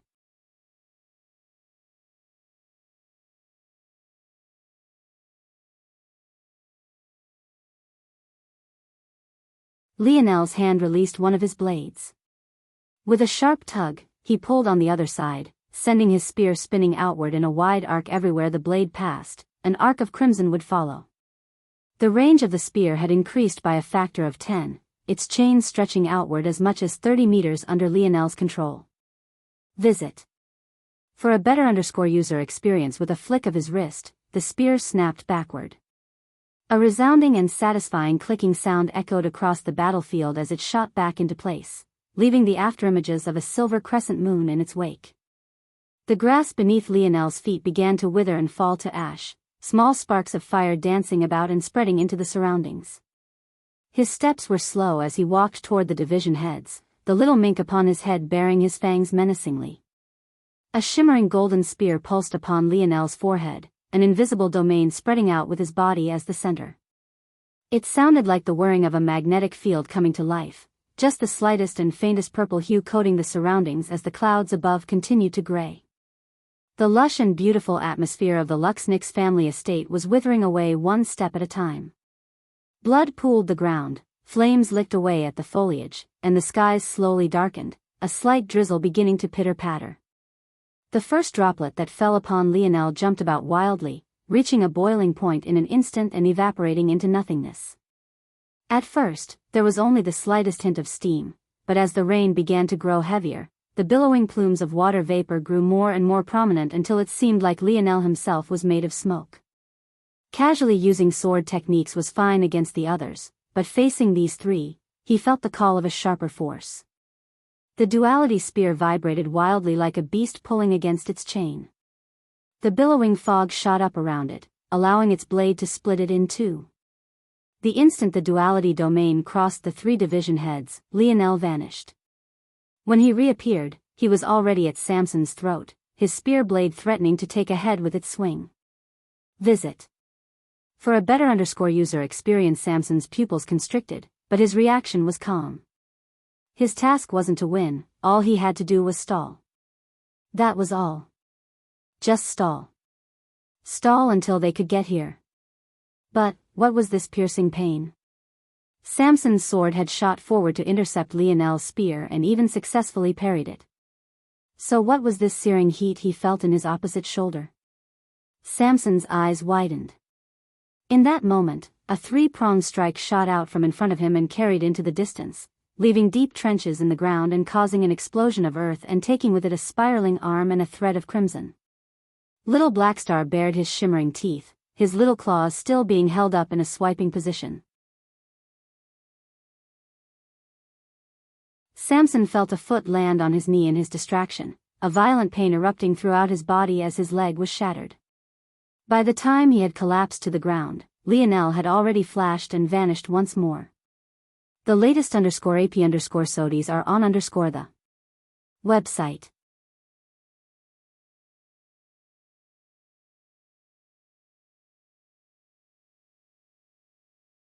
Chapter 11:28. Ingram and Raynor felt their souls leave their bodies. They hadn't even sensed when the little mink attacked, but in that moment they felt as though there wasn't a single thing they could do to fight back against it. Light force should have been the perfect counter to dark elemental force. But, why was it that it felt like the exact opposite right now? The group of division heads fell into absolute chaos. It was clear that Lionel's speed in dealing with these enemies had fallen drastically, but none of his fire had waned. In fact, with every passing moment, it felt as though Lionel was quickly becoming a rising star of his own. The rain became heavier and the steam became denser. Soon, it was difficult to see just 3 meters ahead of you. Without a choice, the division heads could only rely on their internal sight, but it was then that they realized that this was the worst decision they could have possibly made. In that moment, it felt like Lionel was both everywhere and nowhere all at once. Trails of sparkling star force sprinkled about the battlefield, giving it a beauty that didn't match the carnage it was experiencing. Limbs flew about and cries of pain pierced the veil. Ingram and Raynor managed to survive the first exchange. Now that they were keenly aware of the danger of the little mink, they split their attention between Lionel and Little Blackstar, unwilling to end up like their counterpart had. When these two formed a team, the strength they displayed wasn't just additive. However, in all their caution, they didn't realize just how many of their fellow division heads were being cut down by Lionel himself. Damn it! Ingram growled. He pulled out a second sword, a light silver glow wrapping around him.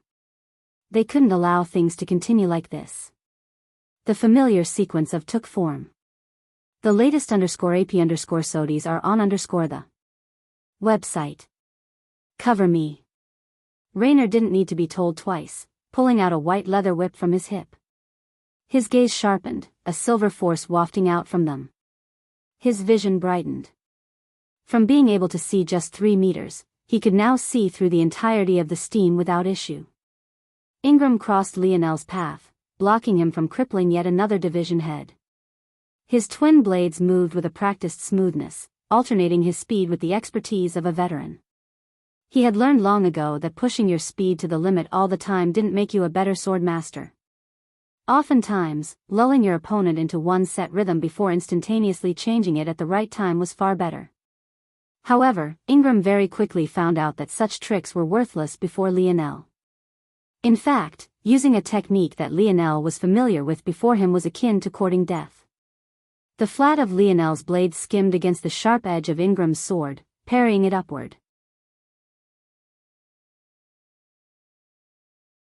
The golden spear upon his forehead flashed as he took an instep, counterintuitively giving up his range advantage as a spearman. However, from this vantage point, Raynor's whip had instantly been rendered useless. Lionel's gaze flashed, his spear vanishing. His fist hit Ingram squarely in the chest before the latter could react, causing an upswell of blood to fly from his throat. Being hit in the chest, Ingram found the swinging motion of his second sword completely off course. He thought that it was a coincidence at first, but the violent breaking of his rib cage and the tenderizing of his muscles made his arms all but useless. As though Lionel's fists weren't heavy enough, Ingram found that the space behind him had stacked several times. Lionel's spatial domain had made the several meter distance to Ingram's back as much as several hundred meters. In the end, Ingram, who should have been flying back at astonishing speed, had practically become a practice dummy, his chest deforming as craters the size of fists formed within it. The latest _AP_SODIs are on the website. Bang! Ingram's body finally shot out, appearing before Raynor in an instant. The stacking of space had immediately been reversed and shortened instead, resulting in the latter being caught completely off guard. Raynor felt all the air in his body shoot out in a torrent, spittle flying from his mouth as his tongue hung outside. In that moment, the robes protecting Ingram's chest burst into flames and fell into a pile of ashes. Within the 4 pillars, the branch family youths, Noah, and especially Raya, were at a loss for words. They could hardly see what was happening within all that billowing fog, but every so often someone frantic and screaming would run out for their lives, rushing away as fast as their legs would allow them. Lionel appeared above Raynor and Ingram. The depth of his gaze was filled with a blinding crimson light, the smallest hint of violet fighting for a small corner along the outer edges. He raised his spear above his head, prepared to swing downward with the same fiery momentum he had been slowly building up. Even his spear itself had begun to glow with a slight rosiness, impacted by the heat coming from Lionel. Bang! At that moment, an arrow suddenly shot through the billowing steam. However, without even looking in that direction, Lionel rose his left hand out and to the side, his palm flipping over to reveal a long sniper rifle. Light elemental force whirred to life and several complex shield-shaped yellow crystal formations appeared before the barrel, each preceding one larger than the last. Visit. For a better user experience by the end of it, the large yellow crystal shield was over 3 meters in diameter, dwarfing a human in size. And then Lionel squeezed the trigger. A blinding beam of light shot out from the barrel, blasting into the first of the 10 yellow crystal shields. The light was instantly absorbed by it, moving within its structure so quickly that it looked like a pinball fighting for its life. And then, the light shot out and entered the second shield. Then the third. It all happened in the blink of an eye. By the time the light exited the 10th shield, it was so thick and fast that the clouds above split, the rain dispersing entirely. The arrow that had just shot into the wall of fog was incinerated before it even reached the beam of light. The space quaked and the fog domain was vanquished with a loud whoosh. The beam illuminated the whole of the Lux Nix estate, piercing through the air with a speed impossible to track with the eye. Shit, the archer, Ranker 302, only had time for her heart to tremble once. The latest _AP_SODIs are on the website. Her right shoulder was blasted through, a bowl-sized hole taking her arm and a piece of her collarbone along with it. The fog completely dispersed, revealing Lionel standing amidst hundreds of fallen. The ground beneath his feet dyed red and his breathing still billowing outward with piping hot steam.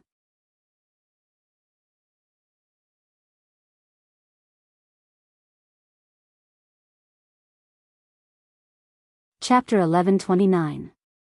In that moment, Ranker 302 fell backward and collapsed, the rankers around her still not having registered exactly what happened.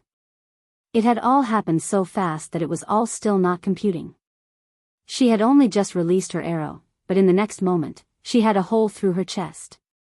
Ranker 302 gasped for air, but her attempts all came out in gurgles as the viscous liquid filled her lungs. Damn it. Someone heal her. This son of a bitch. They were still ultimately the healing branch of the family, and the best among the healing arm at that. However, when they bent down to help their fellow ranker, their expressions couldn't help but change. A violent aura of destruction ate at her wounds. As though a fire had started, her skin was slowly being burnt away. If things continued like this and the corrosion made it to her heart, she might really die. Reacting quickly, a young man, Ranker 239, brandished his sword, cutting away the flesh that was being eaten away at. Only after doing this was the healing process able to continue. Unfortunately, they didn't have the ability to regrow limbs and too much of her arm had been destroyed. But, she would still have a chance in the future so long as she continued down this path and awakened her healing branch. With instant recovery, she would be able to make her body whole again. There's something wrong with this light force. Ranker 239 spoke. It has the speed of snow force, but snow force doesn't have these corrosive properties. It simply doesn't make any sense. If Becca was taken out so quickly, we'd be going over there just to die. The top 100 need to move out. The latest _AP_SODIs are on the website. Silence fell over the group, but they too agreed. They were just a bit over 2 kilometers away from the battlefield, standing atop a tall community building. When they received the second signal, they had thought the division heads were too useless and Becca even bet that she could take out the enemy with a single arrow. Just moments ago, they had even been happily betting on how many it would really take her. Though they showed disdain for the division heads, they still had a baseline of reason to their opinions. Some thought that it would at least take Becca 3 arrows to win. If it was within a kilometer, then maybe only then would they agree that it would only take 1. But, who would have thought that Becca would end up in such a state barely a split moment after the twang of the bow reached their ears? It almost felt like they were dreaming. That beam caused too much commotion. If I'm correct, everyone in at least a 50-kilometer radius felt that. If they didn't take it seriously before, they definitely will now. A ranker that had remained silent until now, Ranker 129, looked into the distance with narrowed eyes. They're already here. What these few didn't know, was that they were very lucky. In a 6th-dimensional world, Lionel didn't have the range or stamina to sustain his internal sight to a 2-kilometer range. He had dealt with Becca using the trajectory of her arrow. If not for this, she wouldn't be the only one on the ground. Visit. For the best no_vel_read_ing experience, the fog violently dispersed as though a speeding bullet train had just run through it, the clouds above splitting beneath the surging momentum of the beam of gold. The ground beneath Lionel's feet had burnt to black. From above it looked like the lush and vibrant lands of the Luxniks were slowly being corrupted one step at a time. Both Ingram and Raynor collapsed before Lionel, completely unable to move. Just the slightest breath from them imprinted every one of their broken bones into their minds, as though countless needles were being pierced through their bodies all at once. The atmosphere seemed to grow heavier all of a sudden. Though Lionel didn't turn his back to where it was coming from, he could see it all almost as though his own eyes were watching it. Several small groups leisurely walked toward the battlefield. Some were alone, but many more were in groups of 2 or 3. Judging by the smiles on their faces and their casual attitudes, they hadn't been doing anything very serious before coming here. Compared to those Lionel had already fought, their power levels seemed to be far worse off. Lionel had already defeated dozens of quasi-6-dimensional division heads, and yet within these many groups he was currently observing, even the best of them were only tier 6 or 7. Some of the worst off were only tier 3 or 4. And yet, the pressure they gave off versus that of their division heads was practically night and day. Lionel slowly lowered his sniper rifle, allowing the barrel to rest against the ground. Though these individuals had walked into the range of his internal sight and he no longer needed to rely on their attacking first to respond, he knew that this weapon he had created while he was still in the 4th dimension would be useless against these geniuses. The latest _AP_SODIs are on the website. Lionel exhaled another long breath. For seasons. Time seemed to slow for just a moment. The sky was instantly filled with fluttering fall leaves, droplets of golden rain and quivering snowflakes of ash. As the ground continued to blacken beneath the heat Lionel was emitting, there was something decidedly beautiful about it all. 9 radiant cores manifested, glowing with a silvery crimson light. They formed into an orbiting circle, rotating about Lionel's back as though they had a mind of their own. The golden droplets pelted against the ground, dotting the blackness with the heaviness of gold, even as the 4 silver pillars finally began to quake. One after another, bubbles began to form on the surface of the spatial wall encasing Raya's courtyard. Small S carrying the slightest violet tinge popped out, forming numerous crystal balls of all sizes. The space around Lionel had suddenly become a wonderland of gorgeous sights. But the scent of danger in the air was practically palpable. Visit for a better user experience.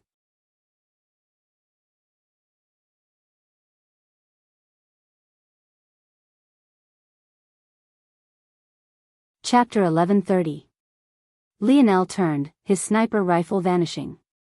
The slight sound of a blade sharpening resounded, but what was truly baffling was that Lionel's spear hadn't touched a single thing. The sound echoed once more, and then again. It felt like one was watching a master at work, a blade slowly gliding against a whetstone gently. The blade slowly gained an edge of its own, the slight flicker of the master's wrist bending it to his will. The leisurely expressions of the approaching rankers grew serious when they heard this sound, but it only seemed to continue. Xing Shuring Shine, pick up the blade. Gently apply pressure. Glide it back. Lift it up and repeat again. Xing Shuring Shine. The water slowly dripped from the whetstone and the blade, falling to the ground in delicate droplets. A subtle but fiendish aura began to grow around Lionel's spear. Steam began to rise up from its blade edges. Every time the sound of the blade resounded, the steam only seemed to become denser. How many is that? The latest _AP_SODIs are on the website. A ranker spoke softly, his gaze having already narrowed. His leisurely attitude vanished and his sword appeared in his hand. Despite the fact he was ranker 83, he still primed himself to the extreme. There was only one technique of the Luxniks that could brew this sort of atmosphere. It was known as. It was a technique that used the star force characteristics of snow force to refine and strengthen a blade force. The continuous and abrasive sliding of force against force forced them to shine brighter and sharper. And the result? It was a weapon force several times purer and more powerful than it was initially. 6 refinements. Another ranker answered slowly. In the moment Lionel swung his blade, it was as though there was only him and his spear left in this world. The sound of the rustling leaves vanished, the battlefield turned wonderland lost its splendor. It was even difficult to feel the heat coming off of Lionel any longer. The blade shot out in a blinding light of white, gold and silver. If one looked closely, there was just the slightest hint of crimson as well, belying an aura of pervasive destruction that shook the soul and imprinted itself onto the heart. In that moment, the rankers realized that they were completely in over their heads. Just this single blade seemed to overshadow their decades of hard work, all the efforts of their blood, sweat and tears. It was all meaningless. The group that had been targeted was one of three. Each of their expressions warped to an extreme, their force surging. Without hesitation, all three leapt forward in unison, realizing that if they didn't work together, they would be finished. Their three swords drew a line through the air, meeting at a single point. However, the instant their blades matches just the blade force of Lionel's own, it felt as though they had been swallowed up by an unstoppable force.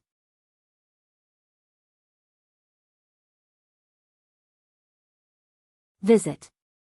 For the best no_vel_read_ing experience, their arms broke and their expressions became dyed with pain. Blood vessels in their eyes popped and their teeth cracked beneath the might of their clenched jaws. They put everything they had forward, knowing that if they took even a single step back, they would die here. The difference was too large. Unfortunately, understanding something and executing it was separated by an impossibly vast chasm. Bang! Sparkling shards of natural spear force spiraled into the surroundings. Deep gouges tore through the earth and surrounding foliage and trees. In the distance, the windows of several pristine and unblemished buildings and homes shattered to pieces, piling onto the growing chaos of the Luxnix family estate. It felt as though they had all stepped into a violent spatial storm, swaying under the whims of deep space. When the battlefield finally cleared, the three youths who had faced the spear force together landed on the ground, their breathing heavy and hurried. All across their bodies, deep gashes of bloodied wounds even down to the bone could be seen. Before them, a young man who could be considered their savior stood. His torso was bare and there was the slight sheen of sweat from an earlier practice session still on his body. Yet, his vitality seemed to be brimming and his gaze was sharp. Arm head. The excitement of both the fallen and spectating members of the healing arm were practically palpable. The hidden and observing members of the other arms raised an eyebrow, feeling that this matter was becoming more and more unpredictable. Visit. For the best no_vel_read_ing experience, Elodie looked around at the state of the battlefield, a strong shield of force skin protecting him from the effects of Lionel's Four Seasons realm. His brow furrowed in confusion, a clear lack of understanding painted all over his features. Elodie's long white hair danced within the wind, his gaze finally landing on Lionel. "Who are you? Which arm are you from?" Elodie immediately began to question Lionel. Elodie could still feel his wrist trembling from Lionel's strike, but the issue was that none of the arm heads wielded a spear. Even that man who had the favor of all the Star Order elders also wielded a sword. He didn't know of anyone who wore silver armor and used a polearm. But he could also feel the pure snow force coming from Lionel that made it absolutely certain that he was a member of the Luxnix. Arm. Head. "He is a branch family member," Theron coughed violently. He had been carried away from the battlefield under the help of several individuals, but both of his arms were still glaringly missing. Though, he was far luckier than Becca.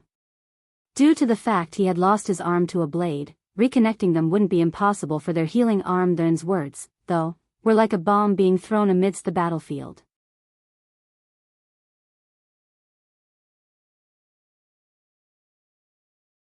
It wasn't just the other division heads and unranked disciples that were shocked, but the rankers and even Elodie himself took on a great amount of shock. Elodie's gaze narrowed. "State your name and which branch you come from. Do you have any idea the kind of harm you'll be bringing to your immediate family?" The only response Elodie received was the sound of a sharpening war blade. The latest _AP_SODIs are on the website. Xiang.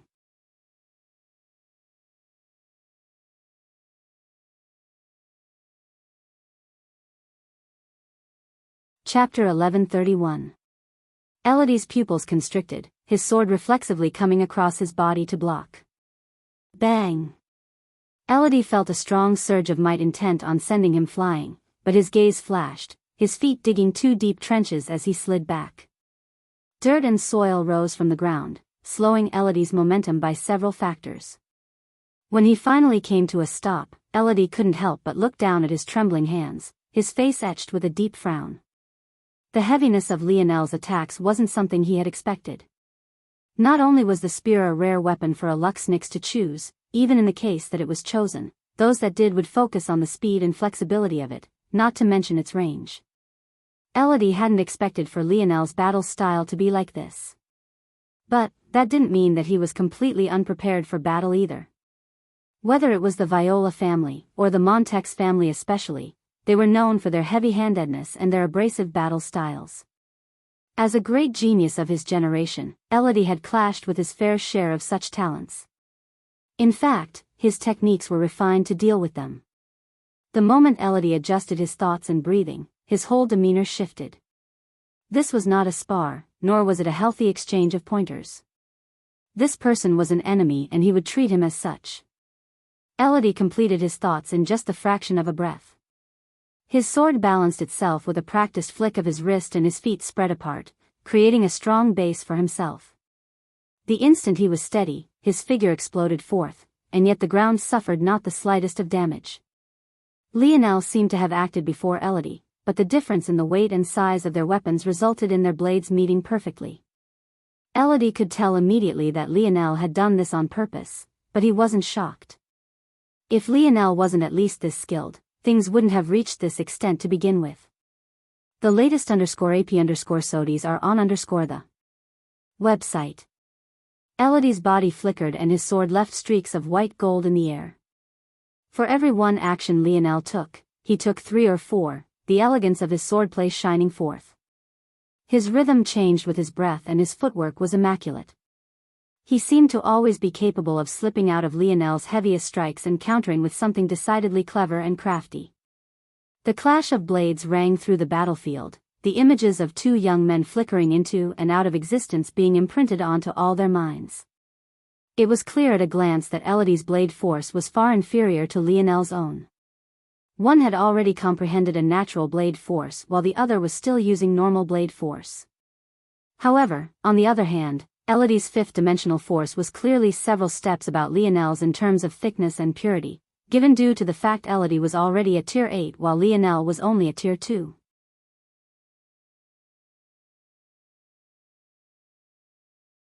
Streaks of spear and sword force shot into the surroundings with each clash. There was something decidedly violent and existential about the clash of these 2 young men. Neither used any techniques that surpassed the crude nature of force alone, and yet every time they met the impact was no less resounding. Elodie had long since forgotten about what Lionel's origins were and Lionel never cared about Elodie's to begin with. Their exchanges only became faster and more blinding, neither taking a single step back. Veins popped across Elodie's body, his spirit lifting and his gaze becoming fierce. Visit. For a better user experience, the ground beneath Elodie's feet imploded, a towering pillar of snow force shooting up into the skies around him. His sword descended, the clash against Lionel's spear making the latter feel as though it wasn't a light sword before him, but rather a great sword with the weight of a mountain. It shattered Lionel's guard, shooting for his chest with every intention of piercing through, but Lionel's own gaze was as placid as a lake surface beneath dim moonlight. The piercing strike of Elodie's blade suddenly lost its edge. With a clang, it rebounded off of Lionel's chest plate, deflecting to the side. Lionel took a step forward, taking advantage of Elodie's momentum to send a punch toward his chest. Elodie reacted just as indifferently, his own fist soaring forward like a whistling bullet. The air cracked and whined, the ground beneath their feet trembling. Bang! The 2 separated, sliding back dozens of meters and creating a total of 4 new trenches between them. Visit. For a better user experience, Lionel didn't need to think to understand how Elodie had gone from using his speed to match his strength to matching strength on strength. Was a technique similar to Lionel's own. It used the healing branch properties of snow force to push the body into a state of accelerated cell regeneration. Using that window, the Luxnix could gain bestial strength in exchange for continuous and rapidly healing injuries. As expected of the head of the healing branch, Elodie's hair rose up, billowing white gold force wafting outward like plumes of steam and heavy fog. His hair and eyes became a shade brighter, and the fiendish killing intent in his eyes only grew. The sound of Elodie's force was like the howling wind of a storm, whipping up violent undercurrents and flattening what remained of the grass in the surroundings. Show me everything you have. If today is to be the anniversary of your death, you wouldn't want to pass on with regrets. Elodie's aura continued to surge. In that moment, the flickering star lights of the heavenly body realm began to rise. Images of a beautiful golden planet, streaking white gold meteors, a silvery moon formed of shimmering gems and a resplendent star painted themselves across the grayish-blue skies. Elodie's sword seemed to respond in kind, trembling and whistling under the influx of universal force. Then, he shot forward, his steps decidedly less light. Plumes of soil rose in his wake, his sword appearing before Lionel's throat in the blink of an eye. However, when it reached that point, it found its force dissipating once more, only to find a pale violet in its path. The latest _AP_SODIES are on _the website. You're tuning into the Carefree Valley YouTube channel. Don't forget to subscribe and join us on this journey to catch the most captivating stories.